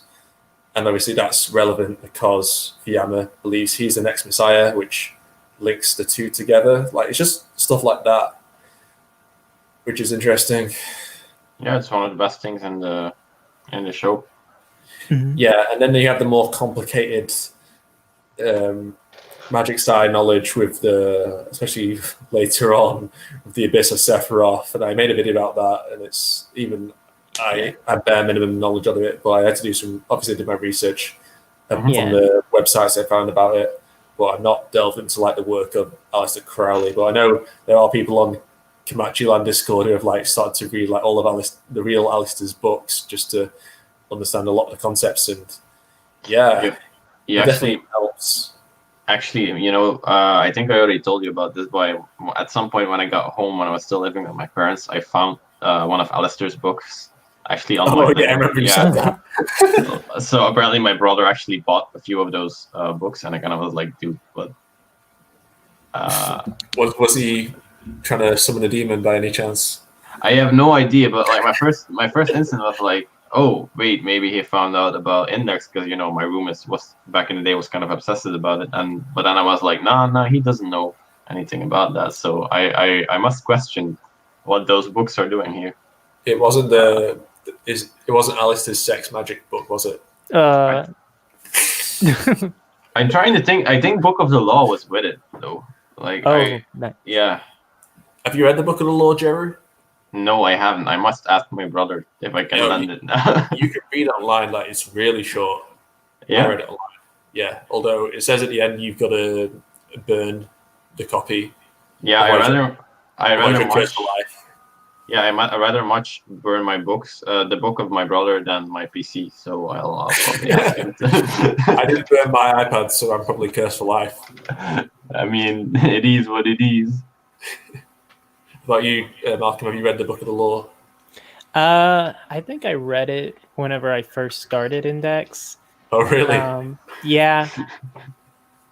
I didn't really get it because I was like 12, but... Yeah, I mean, everyone still doesn't get it. Yeah, that's because you need Oriana to come and help you. Yeah, or you need to read like 50 other books to understand, like, oh, he's talking about this Egyptian god, and why is this relevant? What does this mean? Oh, yeah, he just talks a lot of nonsense and names and terms which are completely unfamiliar. But hey ho, that's the word of Iwas, so we've got to believe it. Yeah. Actually, it's even funnier when I think about the fact that my parents are extremely Christian, and my brother had those books in the living room. They probably didn't know who he was. Yeah, or like what the books were about. I should have just went to my mom with it, and I'd be like, yeah, so there's demon books in the living room. Mom, brother has a book about sex magic. Yeah, sex magic. Oh, damn. And that's why this setting works. This attention to detail is something that's also mirrored in their power systems, which is the one other big unique thing this franchise has to offer. God damn, I love the power system in this franchise. Well, half of it anyway, because most noteworthy is that there are two entirely different systems that work in parallel. One for the magic side of things and one for the science side of things, and both have been given a lot of care to ground it in with elements we can find in our own world. The magic system was a bit more confusing for me, but it makes sense in the lore because they are meant to be supernatural phenomena that cannot be explained or analyzed via any sort of scientific means and reasoning. Wrong! Yeah, no, I was about... that's wrong. Wrong. Ooh. Malcolm, what do you have to say about this? I mean, it's mostly wrong. There's some aspects of it that's true. In terms of like, I get what he's trying to say. Yeah. But the more you know, like, it's like... Yeah. I mean, really, if you want to understand magic, for the most part, just you got to understand idol theory, which isn't too complicated. Yeah. And then, like, NT gets further into what magic really is and all that. Oh yeah, that's New Testament too. That's the one I've actually read. Like the info volume. But yeah, it just explains. I mean, it is kind of an info dump volume, but at the same time, it was okay. I mean, I enjoyed it. Like I told you, I enjoyed it a lot when reading it. I don't know. Yeah, it does make the magic a bit more clearer. Like, Also, remember that this was like when it got released in between, like in New Testament 2 got released, like there would have been I think how many months between Old Testaments and New Testaments? It was like 2 months. What? Was it only 2 months? I feel like because today, I think, like today is the anniversary or the same day that Last Order and Accelerator met Sure. in real life, and oh wow, you know all in the dates. yeah. In GT by GT, we're just getting to Christmas, so Yeah. it couldn't have been that long because. Oh no, I meant in release of the books. You know. Oh. Yeah. In universe. Yeah, because I feel like New Testament 2 was kind of like to refresh people's memories after like Old Testament ended. Yeah. It was So, also yeah. finalizing the 3 heroes concept. Oh yeah, no, that's honestly seeing those three in the same novel like almost all the time was one of my favorite things about it. So for sure, they do have good chemistry. Like, even though they don't like always meet up, like when they do, like the interactions are always entertaining. At least. yeah, it's fun. It's fun. So instead, the basis of magic in the Index universe comes from real-life mythology and lore you can find historically. From Christianity to Judaism to Norse and Egyptian mythology to Feng Shui, it all finds its roots through stories told through world history and religion. To give an example, someone like Jesus in the Index universe would have been a magic. What do you mean would have been? He is. Established character much. Yeah, I mean, you have saints are literally, idol theory versions of Jesus, because Jesus was the original Son of God, and they are basically get a portion of his power by their circumstantial birth as saints. So like Kanzaki, Aqua, Brunhild, Sylvia, they all get their power from this lovely chap right here, who I used to look like until I got my haircut recently. Oh. That's what everyone says in real life, at least. But it's okay. Not anymore. However, to me, the standout power system comes from the science side of things, and that's what I want to focus on, because what makes this stand out so much is how grounded every ability is in real-world science and physics, which, is something I appreciated heavily as someone who went to university to get a master's in electronic and electrical engineering. I know this is a weird time to flex this, but I paid tens of thousands of pounds for this piece of paper only to become a YouTuber, so let me have this. Let's take Misaka, for example. In concept, her ability is pretty simple. She can control electricity. Nothing new here in the world of anime powers, but it's not so much the ability itself, but more so the logic behind its application. At the simplest level, she can shock people, but thanks to my master's in electronic and electrical engineering, I know that electricity applications than just this, and so does she. Because if she can generate an electric current, that means she can generate a magnetic force. Something you'd know if you learned the right-hand rule, which is what I did in my master's in electronic and electrical. Okay, sorry. God damn it. Create a magnetic force, she can stick to metallic objects, control debris, manipulate iron sand, and vibrate it at a fast enough frequency to make it a buzzsaw. Let's go even further. What else can you do with a combination of magnetic and electrical force? Well, you get something called a Lorentz force. And what can you do with a Lorentz force? Well, you can make a fucking railgun, which is a real-life weapon our modern military has been developing, and you couldn't guess that's why the series is called Railgun. The theory adds so many layers to some.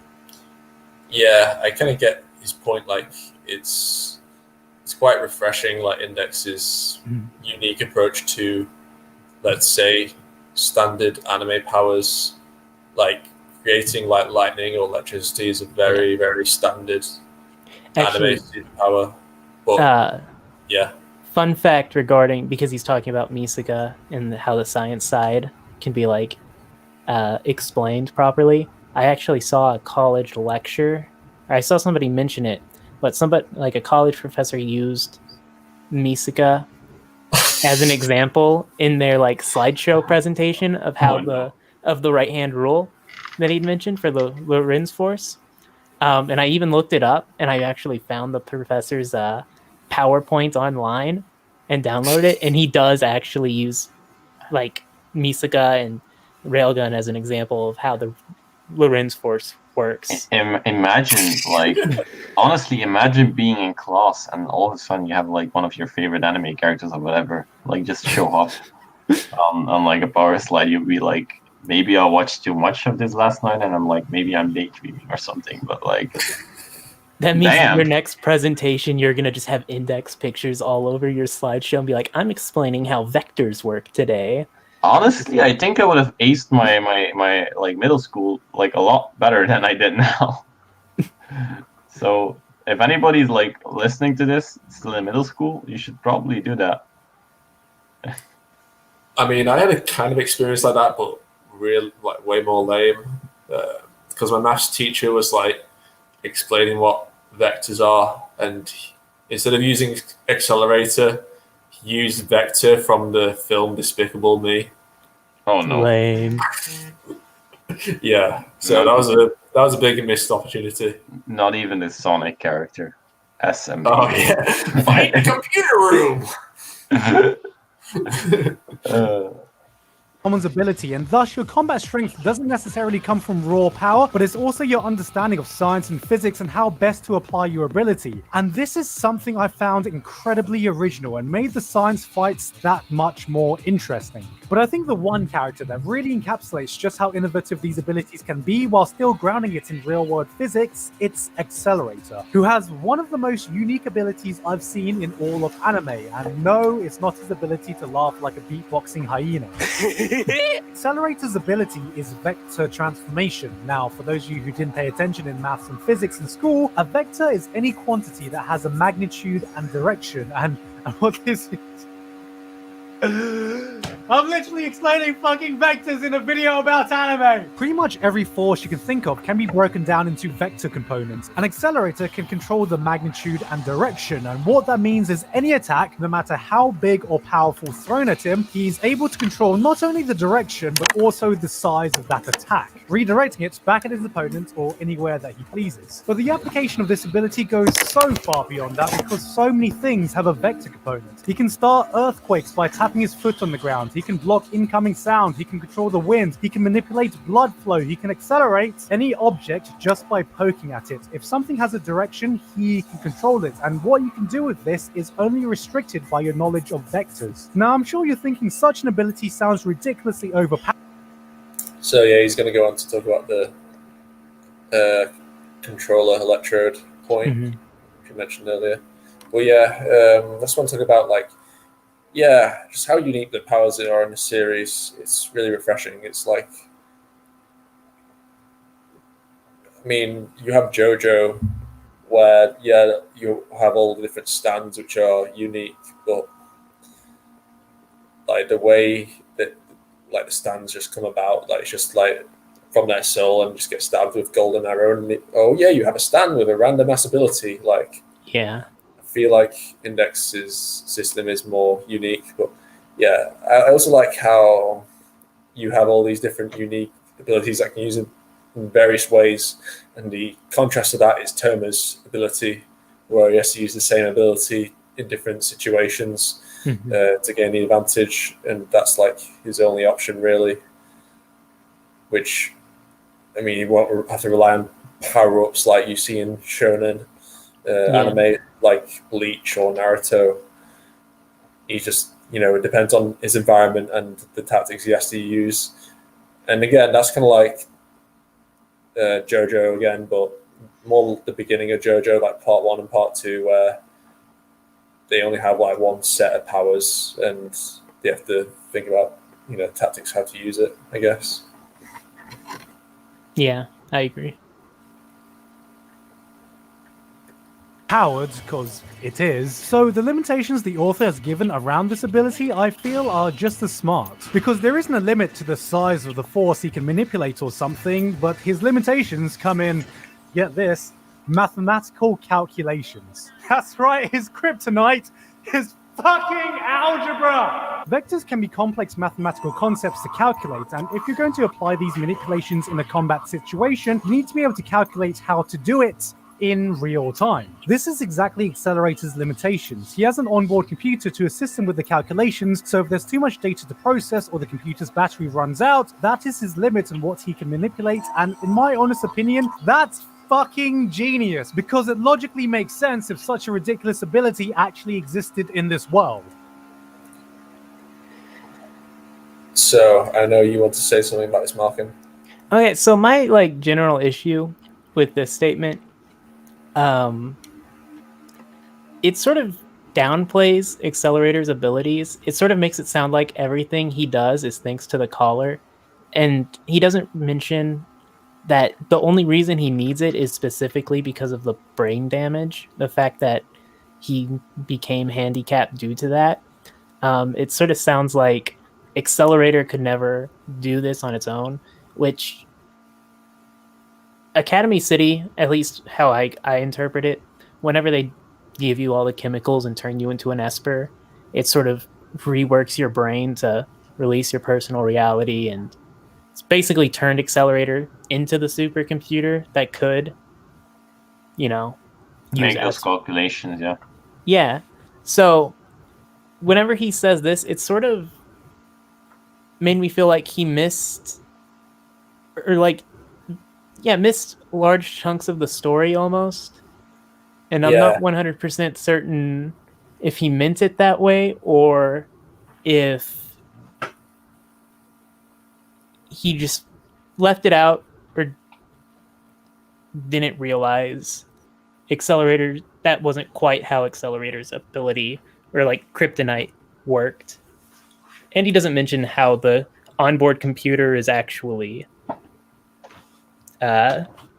basically the sisters. Yeah, linked to the Musica network. It's interesting because on paper you see it as circling it now, as Electrode. You see it as a limitation because he's only got 10 minutes of his power now, and it does get upgraded to 15 or 20 later on. And even Accelerator acknowledges that he's not as strong as he once was. Mm-hmm. But this is actually not really true because Alistair, I think, wanted something like this to happen. Obviously, I don't know if he took into account that he would save Last Order and he would get brain damage, but this is really ideal for Alistair because he can basically link Accelerator to the Sisters network. Mm-hmm. And that not only does that improve his potential to get stronger by accessing the artificial tree with all the aim energy that has, so he gets the aim energy of 10,000 Musica sisters. That's beneficial because literally everyone, you saw it in the Accelerator anime with Isaac Rosenthal trying to get the energy of the sisters, and then again with Kihara Gensei and Railgun T, again trying to get this energy because it can produce a level 6, and at the same time it makes Accelerator a lot easier to control because he's connected to that. So I suppose that is a weakness potentially, but at the same time it does give him the opportunity for a lot more power. Yeah. Which means if Accelerator's ever in a bind, there's only one thing he can do. In the face of overwhelming odds, I'm left with only one option. I'm gonna have to science the shit out of this. Of course, understanding the theory behind these powers doesn't actually matter in the wider context, but for pretty much anyone who comes from a scientific background, it feels incredibly rewarding, and it adds that extra layer to every fight scene, which... you do need to understand the basics of aim energy, at least for the wider context, because aim energy is super important. Yeah. Really, really important. Unless you're Yin Press and just remove aim entirely. Wait, what? Yin Press doesn't use aim. It's just they removed the energy and they just call what espers give off the involuntary movement. Yeah. Does But, Wait, but so what did they call it? AIM is an involuntary movement. What's the field called? Diffusion field. So they just call it an involuntary diffusion field in the light novels, which completely removes AIM as an energy, and it's just a field that espers involuntarily give off, but they never explain what the energy that's being diffused is. So, Oh. It makes me sad. So it sort of messes up, makes things weird. Like Taketsubo's powers, Aim Stalker, you know? Mm-hmm. So they change it in the novel to Ability Stalker because AIM doesn't exist. No, But calling it Ability Stalker doesn't properly represent what it does at all. Oh my god. Right. Thanks for telling me this because I never knew this. But like, I had my problems with the Yen press translation, like calling Ogami blue hair. Okay, I get it's a literal translation. Well, but he called him Ogami in like 2 novels randomly, and then switched back to blue hair too. This is and the worst. Again, another problem for later on, Malcolm. They refer to magicians as sorcerers, Mhm. when in New Testament it is revealed that the sorcerer is a type of magician that passes down his knowledge to other magicians. So what the fuck are they going to call sorcerers when they translate New Testament? It's like magicians. Yeah, they had the same thing where they referred to Magic God as Demon God in NT or OT1 of Yen Press, but they did use Magic God in NT20 or OT22. So they did. I wish light novels would include a glossary or something at the end that's like, here's alternative meanings to these words, just in case like something in the future changes what this means, because Japanese doesn't translate to English perfectly 100% of the time. Like the fan translations do. Yeah, but you can't go back on like a official translation like you can a fan translation and adjust it after the release. Yeah, even JS06 got something wrong about Kakine having an awakening during the fight between Kakine and Accelerator when he didn't have an awakening. Well, JS06 didn't start translating Index until NT, the original OT, NT2 specifically, I think. Before OT was done on Bakasuki by like a whole bunch of translators. I didn't know that. Yeah. I was reading it back on Bakasuki as it was being released, so I remember when... You remember that time? Well, thank you for letting me know. I didn't know that. You learn something new every day. Which is something I found totally unique. All right, how many people have I lost with that last section? Is anyone still here? Engineers? Mathematicians? Physicists? Anyone else? Anyone? At all? If you've made it this far and all this sounds exactly like your cup of tea, well, this is the time when I start putting terms and conditions to everything I've said. A lot of them. There is one thing I've glossed over to focus on the positives and appeal of this franchise, and that is just how goddamn hard it tries to put new people off from getting into it. Remember when I said I was put off by how generic and boring the beginning arc seemed to be? Well, that still holds true and can still definitely be applied to a lot of the early arcs in Index. The franchise came at a time where flashy harem-bait high school fantasy light novel adaptations hadn't already oversaturated the industry, and going back through it now, it has really not aged well. So yeah, he's definitely talking about the anime because he said that adaptations specifically.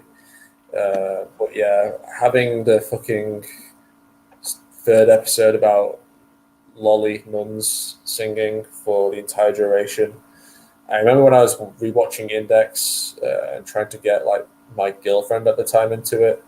This was years ago, and yeah. We watched like up until that episode, and we just sat through that episode, and we thought, like, I thought as well, what the hell am I showing her? Yeah, I feel you there because like you forget about some of the fan service sometimes. So like in your mind you stick out like all the important stuff, and I forget about the fan service. So I showed a bunch of my friends Index, and then it gets to like, oh, her clothes explode, and it's Yeah, basically yeah. weird. I feel like that's a big issue with it as well. Because when you tell people about this show, yeah, you kind of hype it up a lot, you know. Mhm. And like when you actually get to watch it with them, like that first episode kind of like already, I guess, not really blows it, but it puts the world like the things you already told your friends in a weird perspective. It make Railgun's even worse though because of Kuroko. Oh yeah, Oh boy. I remember when I saw like someone. This was I can't remember when this was, but like it was a while ago. Like someone said that like Railgun manga or something doesn't have as much fan service. Well, they're probably right that it doesn't have as much fan service as Index, but like, I don't know. I feel like it may have more, honestly. maybe in the anime, yeah, yeah. It's kind of hard to judge, isn't it? But yeah, if I'm like, but I literally said like, you read the manga, right? Like literally, like the second scene in the manga is Kuroko teleporting into a shower with Misaka, and they're both naked. Yeah. The manga's a lot more explicit than the anime. They don't like show the nudity, but like they can get away with showing more I mean skin. that's mostly a manga. Like I feel also I recently came across an article talking about the Index manga about showing nudity from Itsuwa, I think it was. Oh, really? What about? Yeah. So that the manga actually showed nipples. So, from my understanding, the fan translation team on that added the nipples. Oh. And in the original version, it doesn't have nipples. I didn't know that. It was just I came across the article and I was like, did they really? Because I remember Spice and Wolf did that for their manga, so it wouldn't surprise me that much. But I didn't know it got an article, like an official article. well, it probably was some shit post site that was shared in one of the To Aru groups, like Facebook groups. But I don't know. Let me see if I can find it again. Like I'm probably not gonna find it like soon, but if I found it, I'll link it. And before everyone in the chat starts to Google this article just to get the Itsuwa nipples. Yeah, no, but honestly, the article didn't even show that. It was just like, I guess it was like this small, like 3 paragraphs explaining the context of it. So I guess I can't really call it an article, and I hadn't heard about the site before as either. So, you know.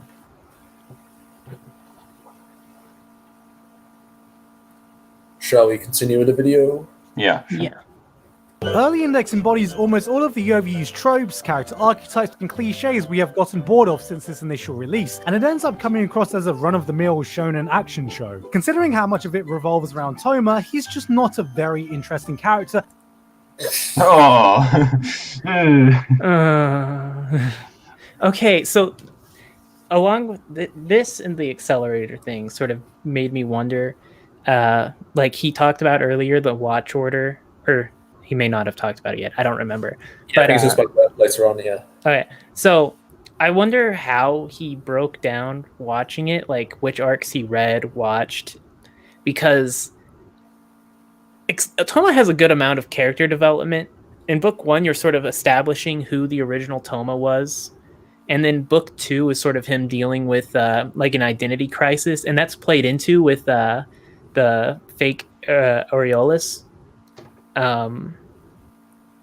Aureolus dummy, yeah.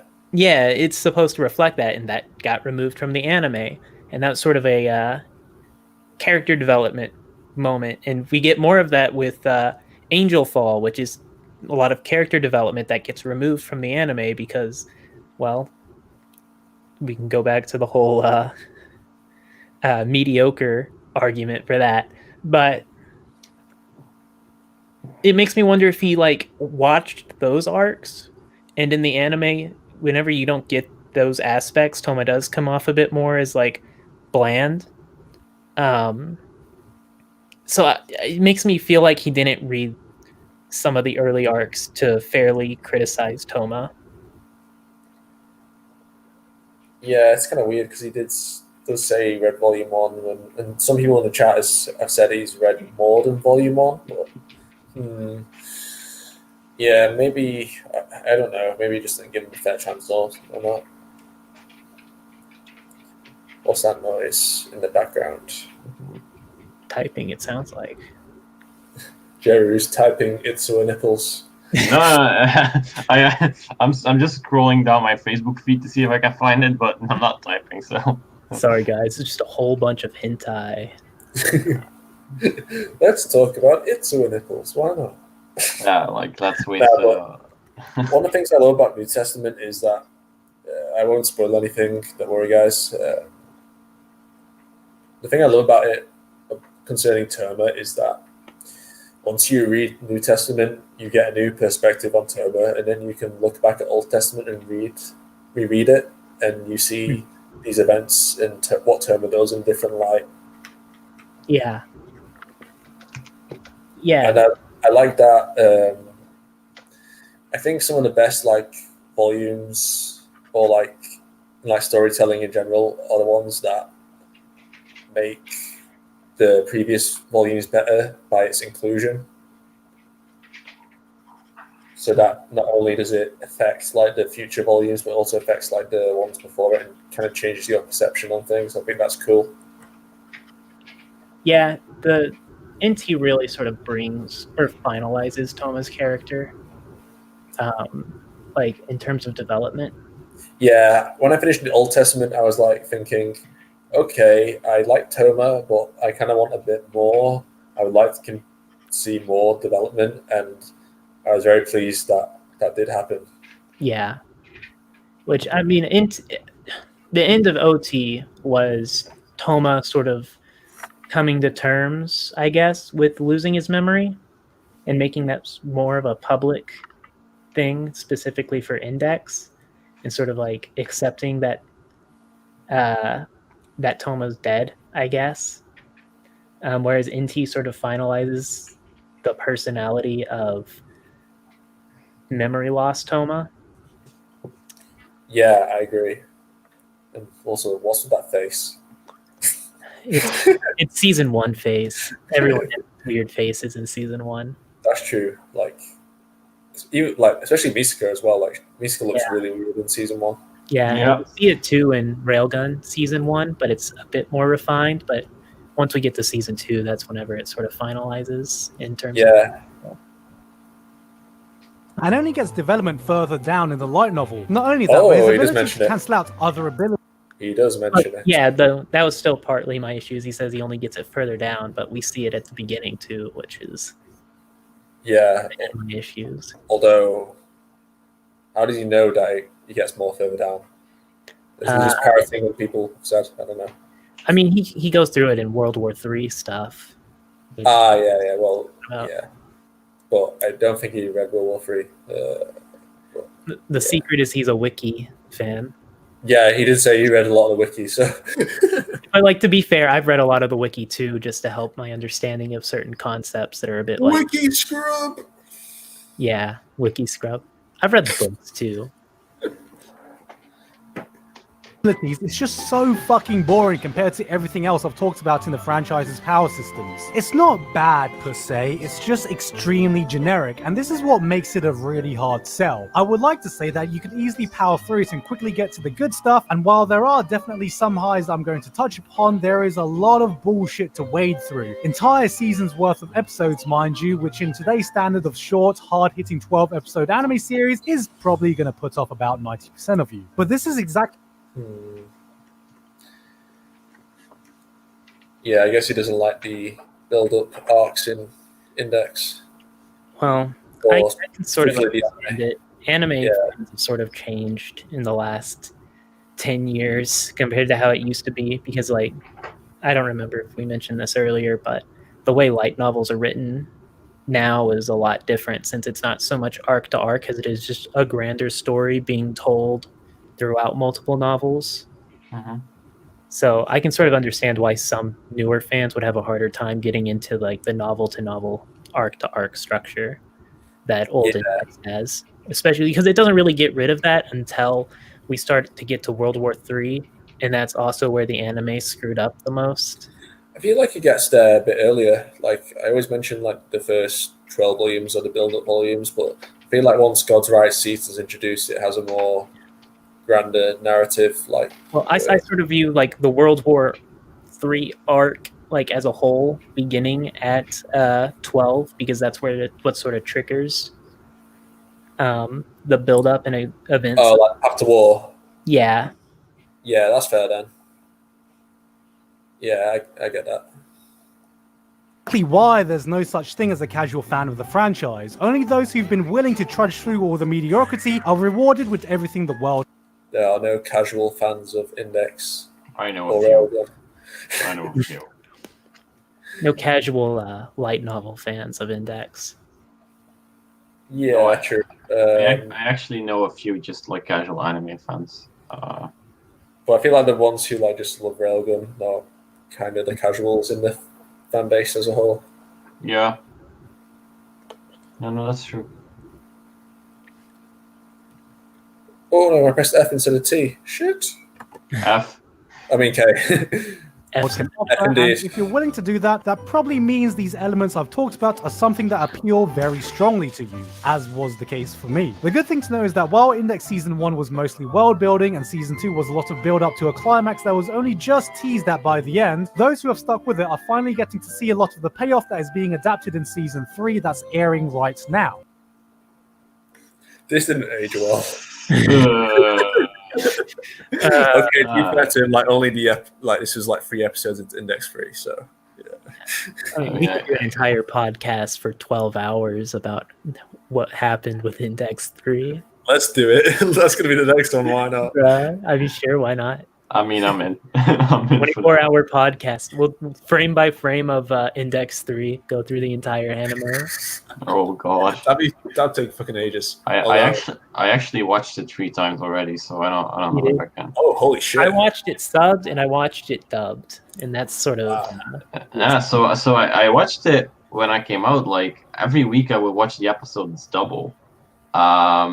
And I watched it one time, like back to back, like the entire season. It's a little bit better when you watch it back to back. I feel, because it like I don't know, it flows a lot better, I guess. But like it still had a lot of problems with just the storytelling. I showed it to my little brother, and Yeah. he was pretty confused by it, and I had to explain a lot of it because, like, if you don't have the light novel knowledge, things like, especially like the what was it called, Battle Royale arc, Yeah, no sense at all. You have no idea what's happening in Battle Royale if you don't Yeah, have the wiki So open true. or somebody who's read it explaining to you what's happening, because there's no way to like figure out who all these factions are, and so many characters that had parts in the novels that had their parts removed, so they're just sort of there, like the girl who's part of, I think it was Member, who's supposed to be the who can tell if people are telling the truth or not, and the what's his name, the Aztec wizard, like burns her hand in the novel and like fakes somebody else being the spy. Like she's still in the anime, but that stuff was removed entirely, so you have no idea why this random schoolgirl is a member of this like secret organization. yeah. yeah, I agree completely with that. I don't really have anything to comment, so we'll continue. And if you continue reading the light novel, it only gets better, and there's so much of it to lose yourself in. Plus, with a new season of Railgun and Accelerator just being announced, there is no better time to get into this franchise. So, after all this, there is one question left. How do you get into Index? Oh no. Here we go. Do you want the long version or the short version? Index Season 1, then Railgun S, then Index Season... I mean, nah. This is like a trend at the moment. Like I saw it. People like obsessed with like the franchise for like anime, like watch order shit going on at the moment.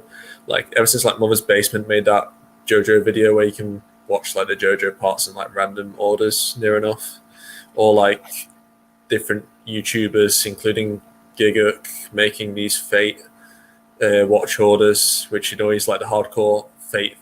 You know, Visual. if you just want a solid watch order, you can look it up on the wiki, like it's there, like, and it's pretty perfect how it is there.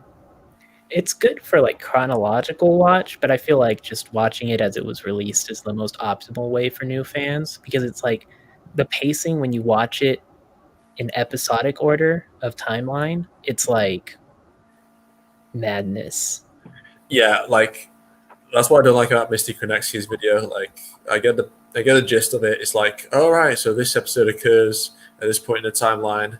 Well, like actually sticking to that watch order is a bit dumb from my perspective, because it's like you're going back and forth between several anime, and it's like, really, what's the fucking point? Like, at least, like, I just rather watch like one anime at a time and treat it as its own thing, rather than have to fucking switch between like 3 anime at once just Especially when you have to jump to episode 1 of Index 2 and like in the middle of like season 1.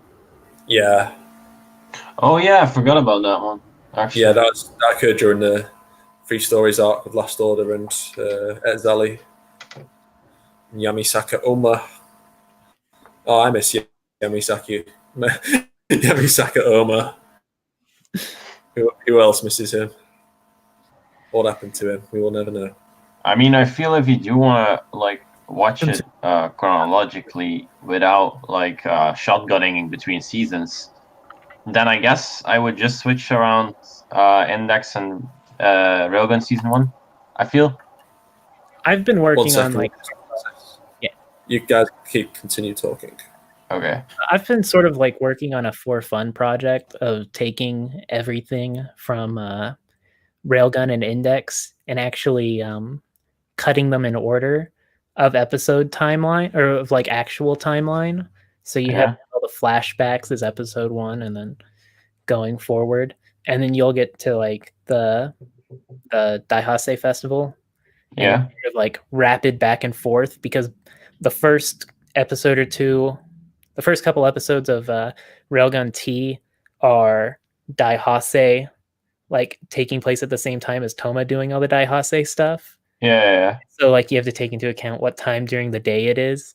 And if you like, I don't know, it's sort of just a for fun project I've been doing, just because I want to see what it's like to take the Sisters arc, for example, and have it like all the content available with like the best parts from both sides. That's pretty much what they did for the Clone Wars, right? Where they like mixed it in with episode 3 for Star Wars. Yeah, they did something like that.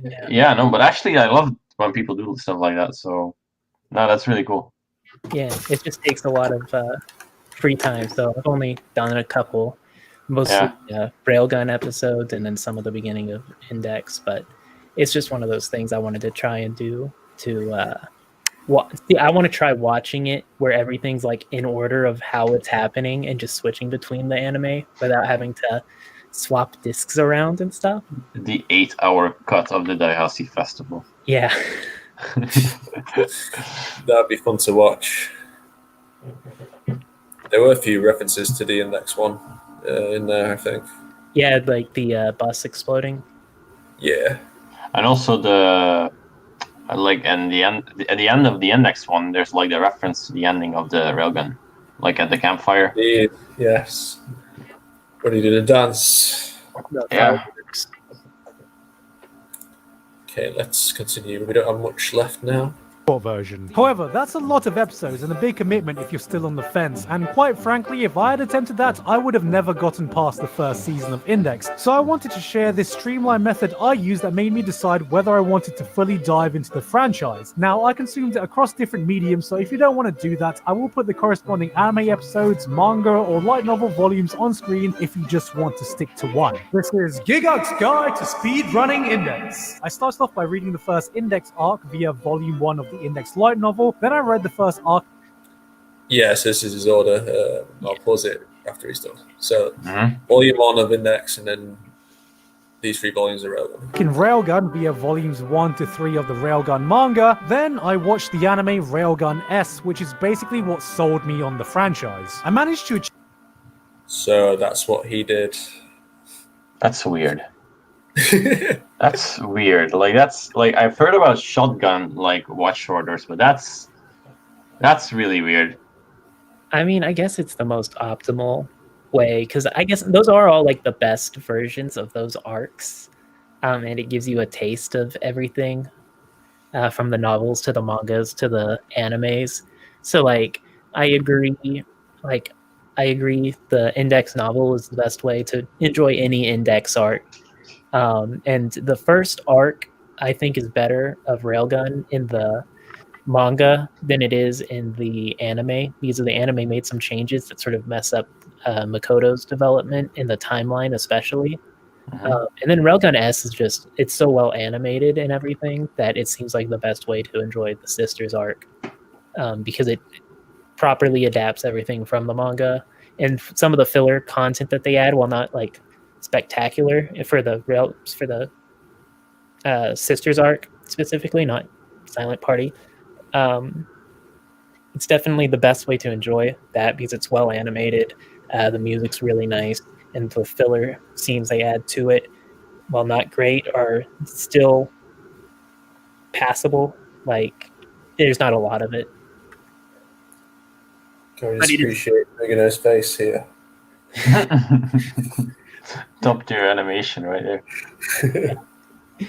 But yeah, I can understand. It's a really weird way of jumping into the franchise, but I think it does give you a good taste of every aspect of it for the most part.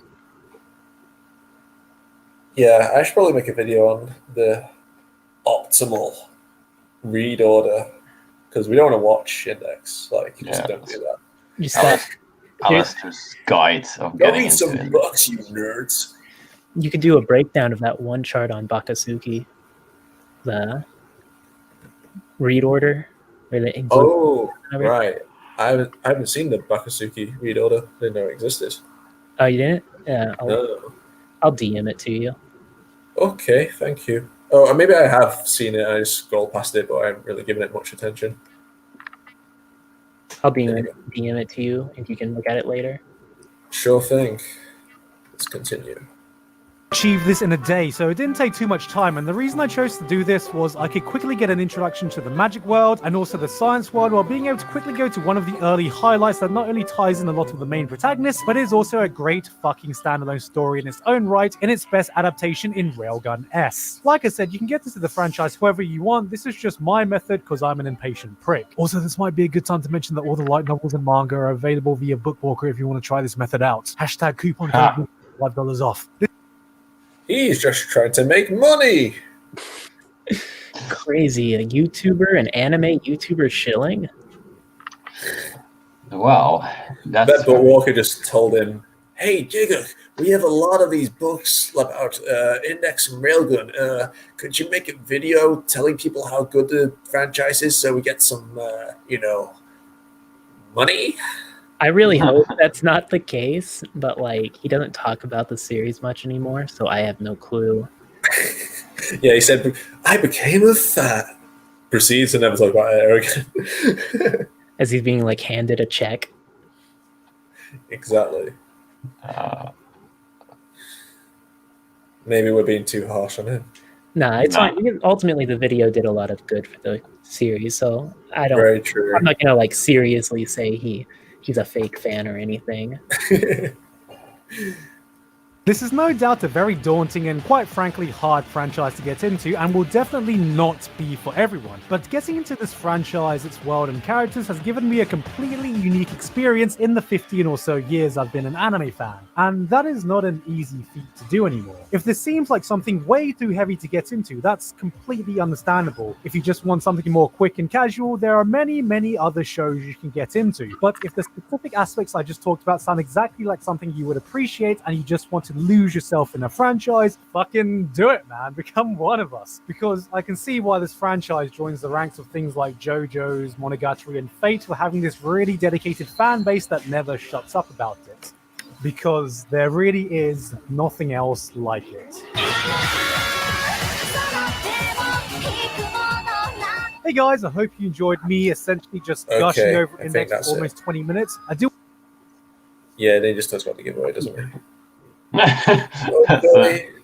it's over. And I guess I will end the screen share now. Okay, so what are our final thoughts about this video? Well, I think there's some aspects he gets wrong, but for a 20, how long was it? 20 minutes. Yeah, about 20 minutes, yeah. For a 20-minute video that's trying to touch on every aspect of the series, I expect people to get one or two things wrong. That's just to be expected. And it was nothing like grotesquely wrong that would like cause you to face palm. But overall, I think it's a good video. It got a lot of people into the franchise, so I can't say it didn't work. I wonder about some of his intentions with it, just because he's been quiet about the series, and I've like checked out his videos whenever he's talking about the new seasons of anime, and he never really talks about any of the index related animes. Yeah, I noticed Sure. that. Glosses Yeah. in further. So I don't really know, but I think it's a good video ultimately. Some things wrong, but nothing like offensive. That's fair. Yeah, I kind of agree with that. Jeru, you saw that video for the first time. What do you think? Actually, like his way of explaining stuff is it keeps me interesting and interested. Which doesn't happen often with these kind of videos. Like mostly, I try to even avoid like anything anime related on YouTube, which is kind of surprising. Like, and yeah, he did get a few things wrong, but I mean, it kind of didn't bother me that much, to be fair. Like, yeah, we poked a bit of fun of it on it, but you know. It's because it's entertaining, that's why. Yeah, right. But also I feel like one of the main things why fans don't ever like shut up about this kind of thing is because there's nothing to shut up about. You know, like there's keep incoming new content, and like there's always something happening involving this franchise. So I feel like it's mostly that. Yeah, I agree. Like Kamachi, like his work like speed is so fast. There's always new content every month. And like I think next month, or this month, what is the date today? It's 31st. 30. Yeah. So I think next month there's not going to be a new chapter of Railgun, and that'll be like the first time in forever that we haven't had like new index content, other than like the index manga, but I'm not sure if that necessarily counts since it's really just a recap of the novels. But it'll be the first time in forever that we haven't had any index content for a month. Mm-hmm. I've been trying to catch up with everything I missed because, yeah, I'm not up to date with the Railgun anime yet. Like, I'm episode behind. I've only just watched like the 2 episodes before that, like same. yesterday. And I also haven't finished the Accelerator manga or the Astral Body manga yet, and I really need to do that. Yeah, You finish Astral Body. I can understand not finishing Accelerator right away. Yeah, don't worry. I'm gonna get around to him probably tomorrow. I mean, I have a similar issues, but I actually like found out that I still have like a lot of index-related manga that I haven't read, just like laying on my shelf. Like I have them laying around. So yeah. Also, the fact that I need to catch up to the light novels, like still, is also a big issue here. Yeah, you've got a long way to go. What? I know. NT3, right? Oh, Yeah, now I'm at the prologue of NT3. Yeah. Yeah. So yeah, you're lucky. You've got like stuff to do all month while everyone else is like twiddling their thumbs. Yeah, I know, right? Thinking about what will happen in Genesis Testament 3. Oh, Genesis Testament 3. We won't say anything more. Nothing more. I mean, overall, it wasn't a bad video. Like, I'll stick by that. Yeah, the editing was good. I mean, some of the jokes, but I already touched upon that a bit, were a bit, yeah. I don't like the Toaru memes from a few years ago. Yeah, I mean, I don't personally think Gigguk. It's gonna sound mean. I don't think he's like that funny, but I don't think most YouTubers who try to be funny are that funny. Yeah. I think I'm mostly interested in his perspective. of To be the series. to be fair, like most jokes that he made that I didn't like jokes that were like ongoing memes in the like community. Yeah, Like like the Thomas right hand equals like no fapping or some shit like that. yeah, Or like Mikoto Pikachu or like those jokes. Like I feel like they're too overdone. yeah. So Uh, that's like just a common anime thing. Like the only joke that uh Full Metal Alchemist fans have is is the it dog? Chimera dog. Oh yeah, That's the only joke that they seem to have. And JoJo fans, they have a more diverse selection, but it always comes down to Dio jokes, usually. Yeah. to be honest, from what I've seen, like most of the hardcore JoJo fans hate the Dio jokes now. Yeah, well, that's because JoJo got like taken over by like normies. Yeah, true. And it's got a similar. I think JoJo has a similar problem that the Index fandom has, where there's a lot of fans who are wiki fans only. Though JoJo, I think, has it worse because a lot of it is meme fans who are only there for JoJo memes, but they've never actually watched an episode or read a chapter of JoJo before. Yeah. Where I think Index, we have a lot of like wiki only fans, but there's still a more diverse group of people, and since it's still fairly niche, we're not overrun like the JoJo fan base is. I guess, yeah. Well, And we still do the friend joke. Oh yeah, nobody really makes that. Some people do, but it's not nearly as bad as it was when Index 3 was airing. Oh yeah, that's true. I feel like it was like even a it reached its peak during Index 3, but like before that, the joke was already kind of like overdone, wasn't it? Yeah, though there's been a bit of a resurgence lately because of the Frenda episode, and Yeah, she's finally died in her final Yeah, being alive series. I mean, I feel like those chapters in the Railgun manga and now that are now animated really helped. Like I guess sell Frenda's death a bit more to me. Mhm.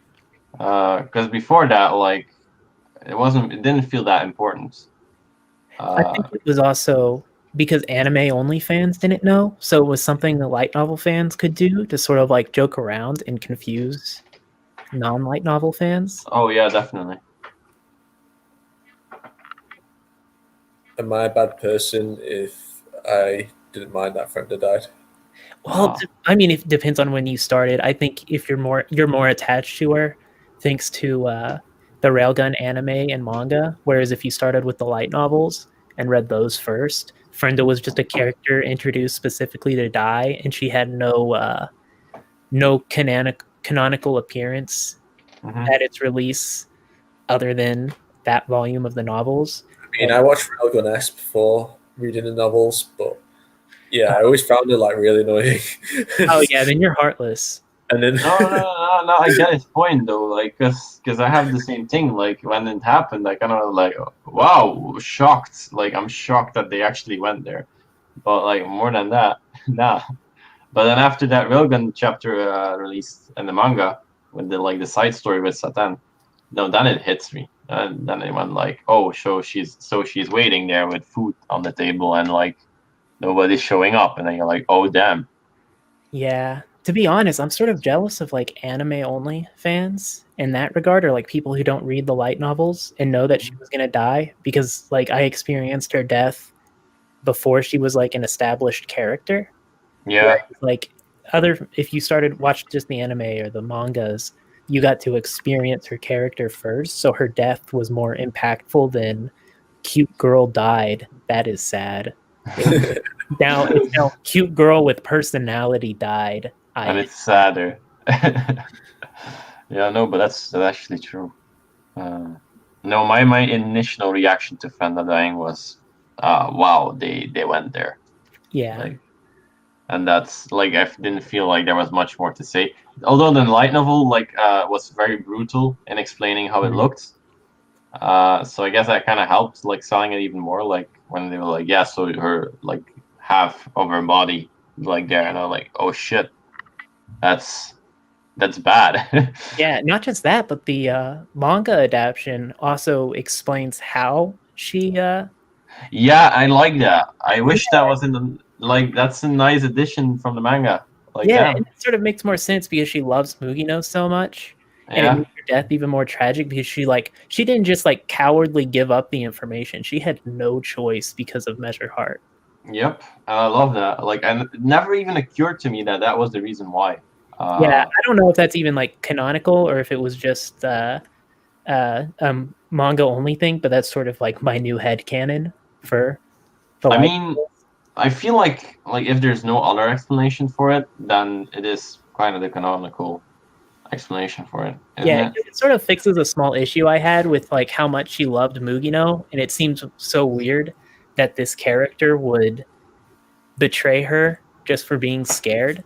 Mhm. But introducing the Measure Heart interaction makes it like a new perspective and sort of makes the death a lot more tragic.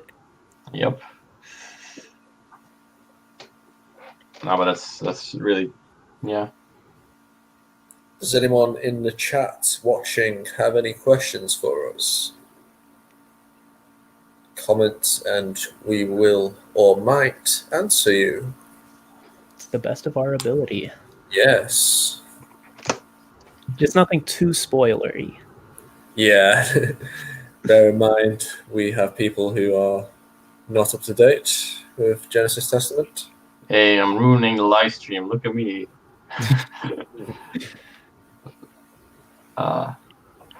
No, but I really am. I will be catching up to it somewhere this month. I feel at least like one more or two more novels. Yeah, I feel like you'll really enjoy New Testament 6, especially knowing you. Oh yeah, probably. Like, I don't know what's going on in New Testament 6, but I'll take your word for it. Who is your You know- favorite character and why is it Toma? First question. Oh, well, it's not my favorite character. What? I'm sorry. Who is your favorite character and why? Are you serious? I mean, the question in the chat. Okay. I know. I mean, I'm Fiyama, and he's not my favorite character. Sort of Fiyama.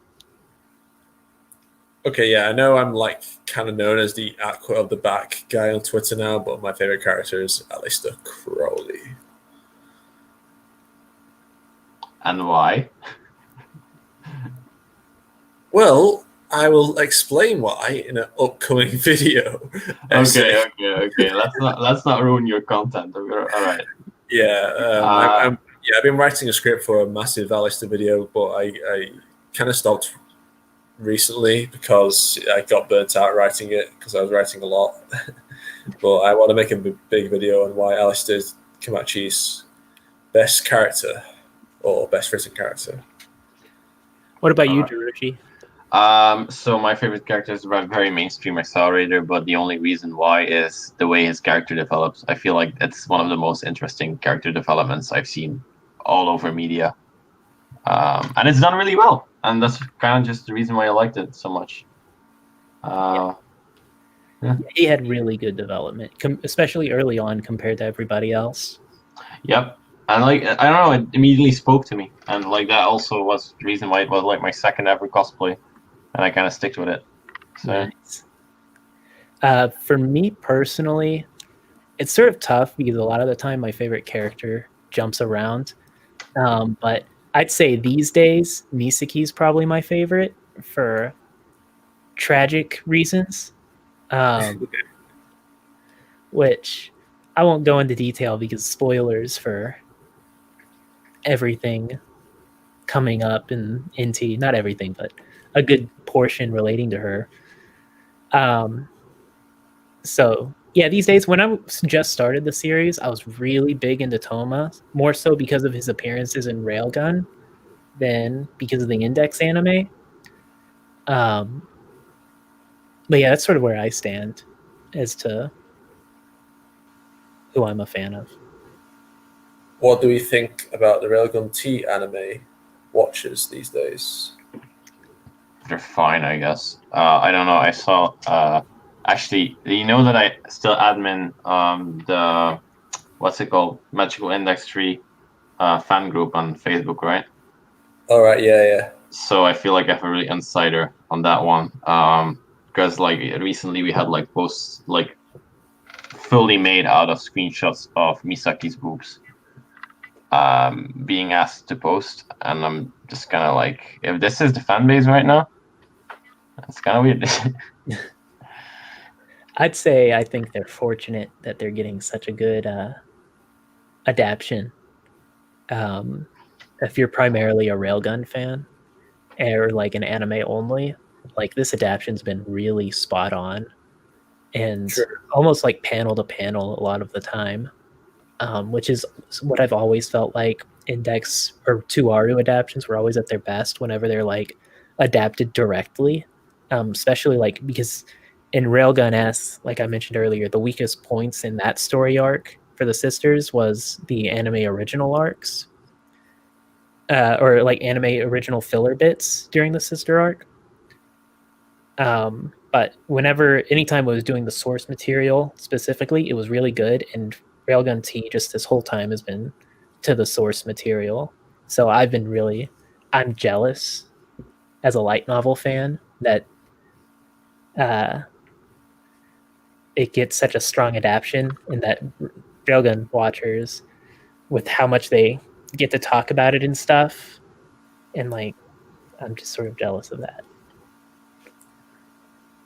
Okay, next question. We have, which magic would you use and why? I will go first, I think. This is a tough one. I don't know. I like Alistair's magic. I'll say it because he's my favorite character. I like his spiritual tripping ability. I think it's really cool. So for those of you who don't know how it works, it basically Alistair like links his mind to his opponents, and then he creates an illusion weapon in his hand, and it could be like a sword or a pistol or pretty much any kind of weapon or like a scythe, and then that weapon does real damage even though it doesn't actually exist. It's kind of like a voodoo doll magic, and I think that's really cool. Mm-hmm. I would probably go with something like Areolus's alchemy, just because similar to you can make things appear in your hands, except this time they're actually real. And I just think, like, if you aren't fighting against an Imagine Breaker, you're sort of overpowered to like an insane degree. Like, oh, you're a saint, die, and they drop dead. Hey, that you can't react to a saint though. They move faster than the eye. Sure. What? Well, if you're hiding and you're like on top of your guy down there. So what you're saying is Aureolus should have just hid somewhere and just come like, hey, they can't find me here. Yeah. Stab. He should have just stabbed himself. I'm invisible, and just be invisible. Just literally stand around the corner saying like, Yeah. just die already. Does this make Aureolus the biggest jobber in the series, considering his power?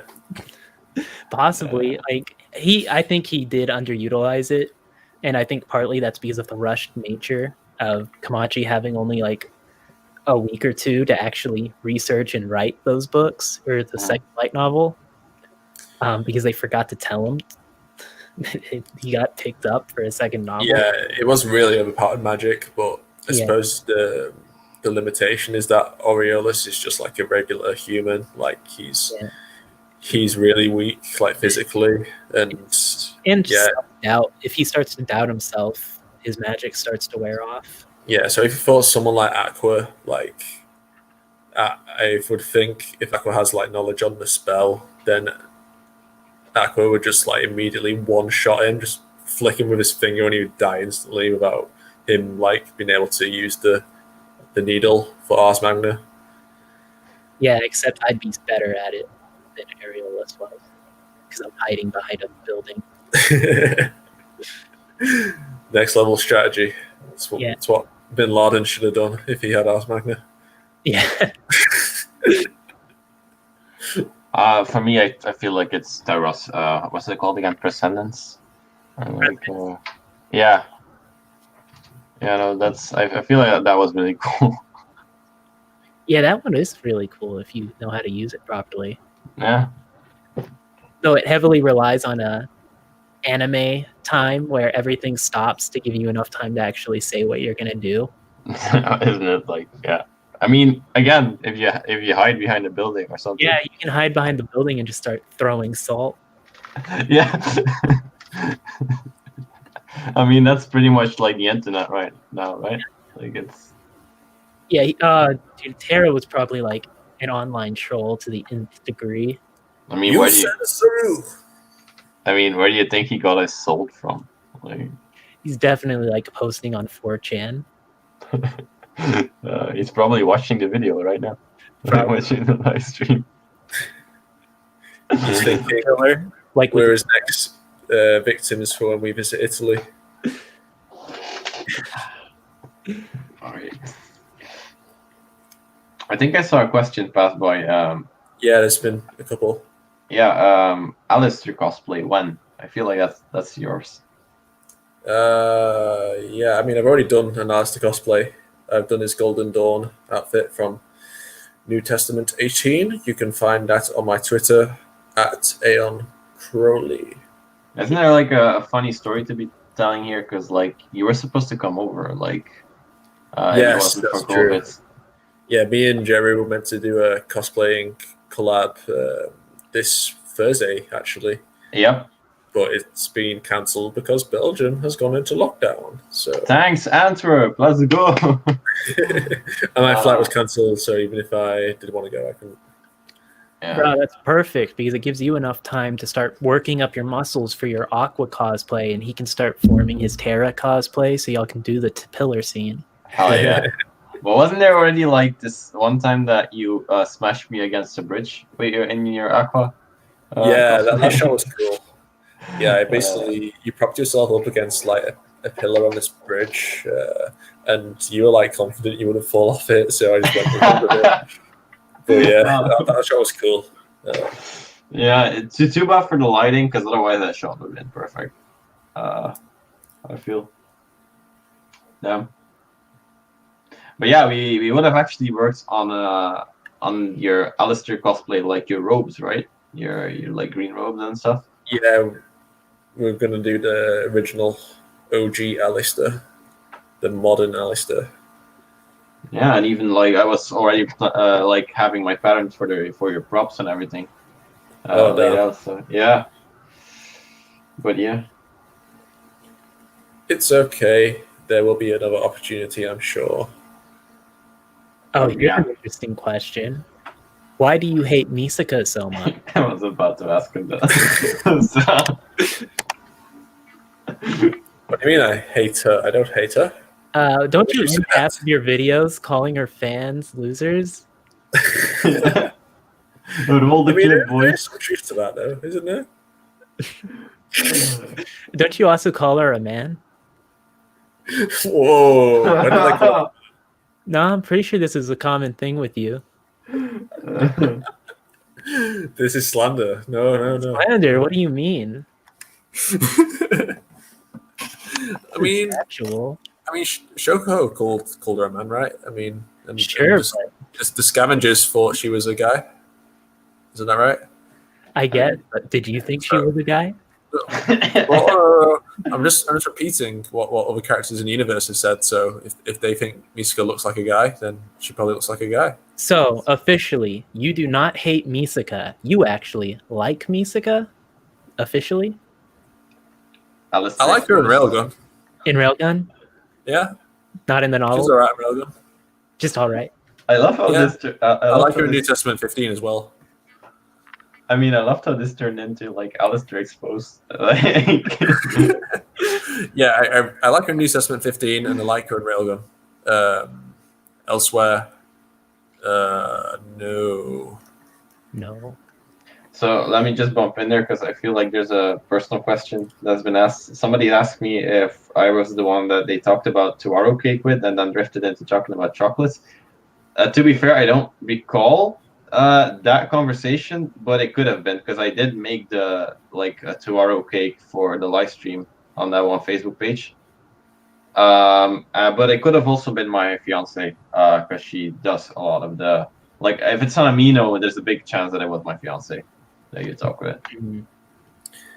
Anyway, about Misuka, most of my hate for her is just trolling, to be honest. I just like to troll people, and it's funny. Hard with It's fun to make fun of the most popular character in the series, and she's really overrated as well. So there's your answer. All right. Cool. There you have it. Which Esper ability would you use and why? Mental out. Mental out?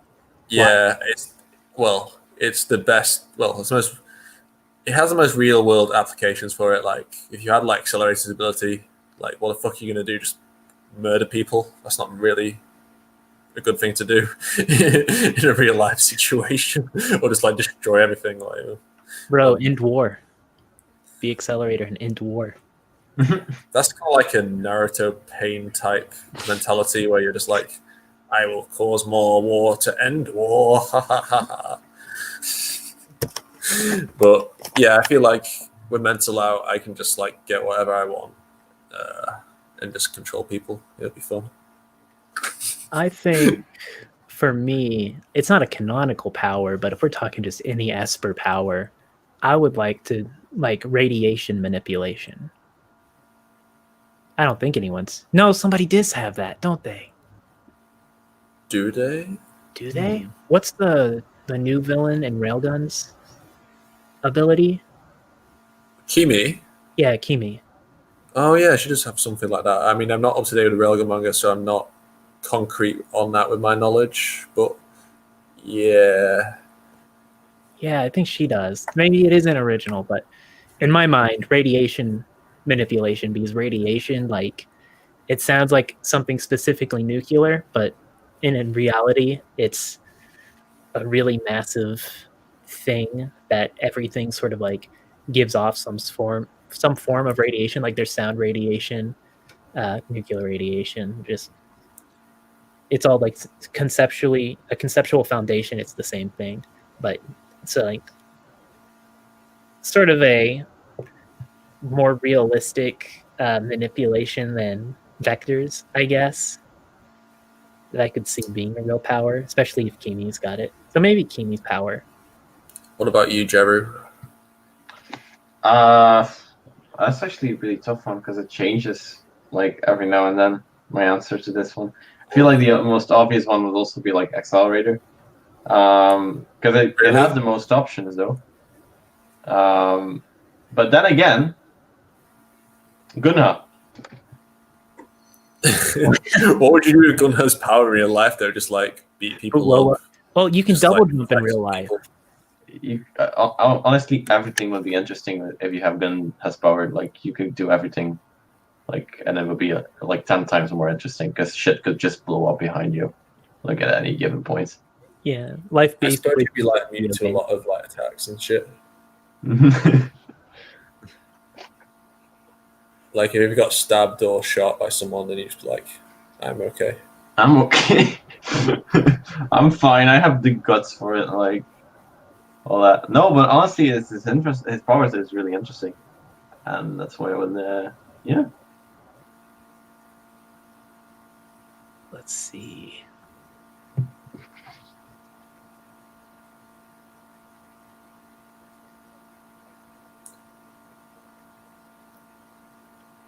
Who do you guys think Iwas is?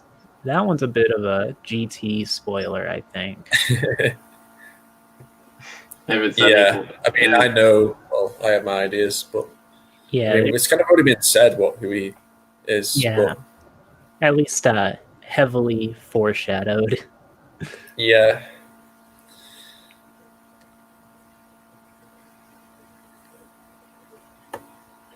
there any more Thing questions? of Misaka and Misaki's interactions. I'm guessing, yeah, in Railgun or like New Testament or I guess just in general, what do you think of them as like friends? Let's break it down. What do you think of their relationship? I quite like that dynamic, to be honest. Yeah, I do feel like in New Testament, though, it kind of like detracts from like the main story. And it kind of just feels like, oh, they're here in this situation just to just to have relevance, just because they're popular. But yeah, I do enjoy it sometimes. But like, I'd rather much focus on like the later New Testament stuff, like the main plot. But yeah, I mean, I really like Shoko is my favorite girl in the series, so any scene with her, I do enjoy it, of course. And they are kind of like polar opposites from each other, which always has interesting moments. Yeah, personally, I find their interactions a lot more interesting than Kuroko's dynamic with her, because it's sort of, I don't know, I'm not a big Kuroko fan, and I feel like you said, there's a good dynamic between Misaki and Misaka. And I mean, at certain points, it gets a bit more Yuri than I would like. Yeah. But it's not quite as date rapist as Kuroko Yuri. I don't get people who like ship like Kuroko and Misaka. Like, Yeah. it's like, have you seen what Kuroko has tried to do to her? It's like, fucking hell. In real life, you'd like call the police. Yeah, and just I can't go into it because of spoilers, but I think Misaka represents a lot, or holds a lot of what Misaki wishes she had, and it sort of adds to her Misaka's existence sort of adds to the tragedy of Misaki. If you're talking about that one New Testament like novel, trust me, that stuff's been spoiled for me like to the ages. Well, things. I mean, like there's Dolly. Like Dolly in the end relates back to Misaka because that was one of her clones. Okay. Yeah. There's NT11, and there's like NT22R. Just there's a whole lot with that dynamic that I really like, and I think Misaka enhances Misaki's character and vice versa. So it makes them both a lot more interesting. So that's just what I like to see.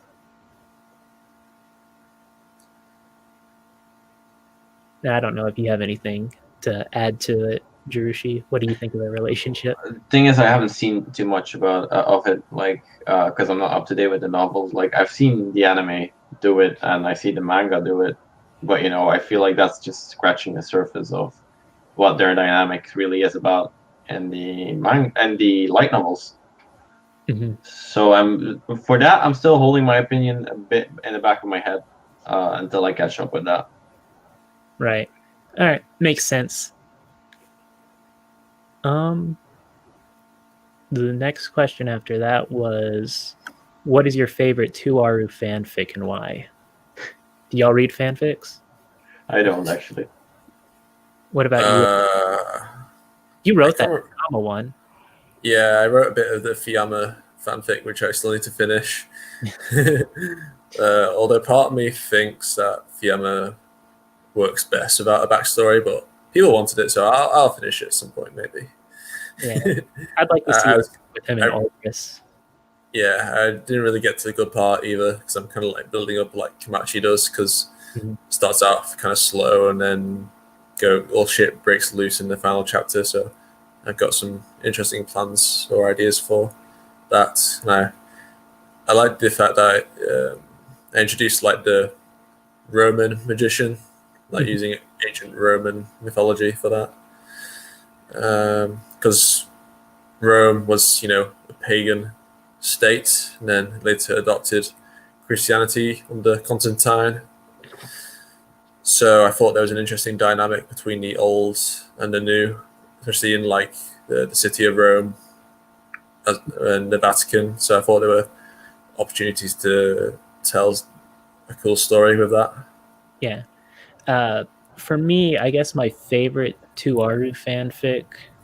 I used to have a lot more that I would call favorite, but they all got dropped, and I don't read as much as I used to of the fanfics. So I guess just modern day, the only one I'm really reading is a certain level 0, which has like a billion chapters, and I think it's like the third longest fanfic in history now. Really? Yeah, it's insane. Damn.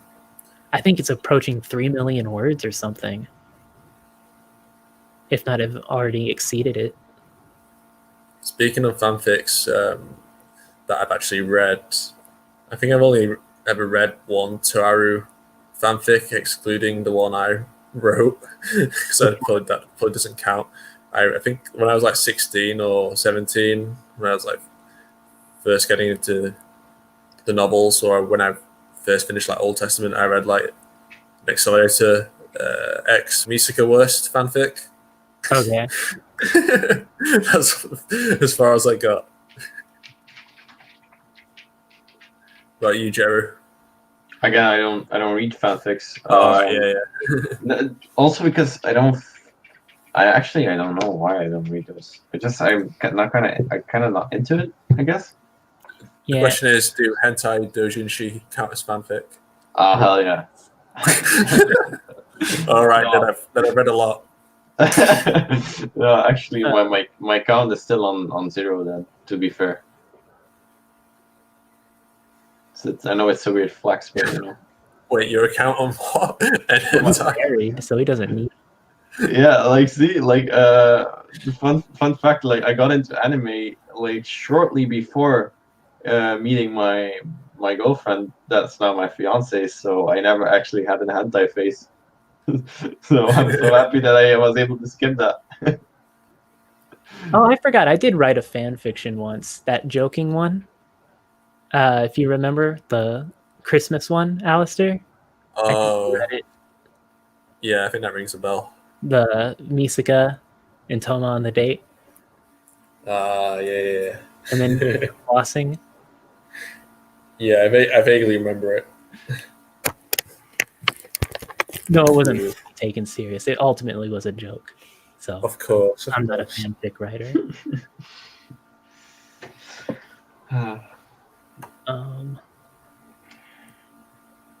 Any interesting questions? Who are the most handsome male characters, and why are they Thor and Psyche? No. You need to include Aqua.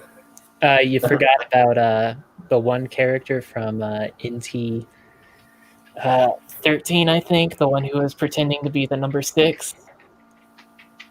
You mean New Testament 12? New Testament 12, that's it. Kanye Shrinker. I know it because I have New Testament 12. I remember everything about New Testament 12. There's more traps than just Thor and Psyche. Also, can we acknowledge that like Terra's kind of hot, you know? Yeah, I mean, yeah, I can't deny that. Like, that's why he had to be killed. Because he would have stolen all the ladies from Toma. Aqua penetrated him with his pillow. I'd like to get a story where Terra got isekai'd after dying. I want Kamachi to write that. Oh, yeah. I mean, I don't know, Malcolm, but if somebody writes me a fanfic about like Terra's life before he appears in Index, then I'll read it. That will be my first Index fanfic. It'd be like a Joker prologue.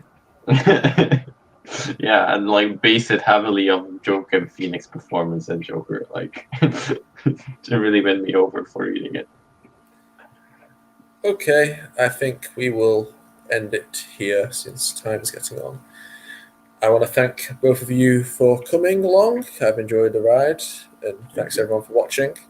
Also, I've included Jeru's links in the description. I know you're doing some cosplay videos on YouTube with Cosplay Shop Select? Yeah. The cosplay tutorials one. Yeah. Actually, I am convincing those people to doing one index related, but I need to find something impressive to make for the tutorial there. So maybe one day I'll actually do something index related on YouTube. Yeah, but if you guys are interested into cosplay, then definitely check out his channel. It's really good. They do very good tutorials. I enjoyed watching them myself. Hey.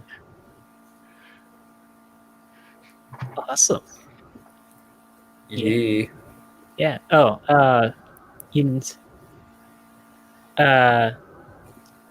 I'm only active on Twitter, so if you want to follow me there. I did include your YouTube link, but you only have like 9 subs. Yeah, I don't actually like post on YouTube. I posted like once, and that was more for a joke. But yeah, I'm mostly active on Twitter at To Aru Mal. All right, I'll let the description include that. Well, and like for me, if mostly like on Instagram, if you're actually interested in just To Aru cosplaying in general, like you'll find all my stuff on Instagram, just like my same name as my screen name. Yeah, I've included that in the description as well, Jerry. Oh, all right. Yeah, I'm 1 step ahead of you. Right. When's the next podcast? It will be sooner rather than later because I am free. I've got more time. Well, I don't have as much things to do now. Like I'm not that busy anymore. So I will try and do it in a few weeks' time, perhaps, and we'll get some new people on. Definitely. Okay. So thank you guys. See you until next time. Bye bye. Yeah.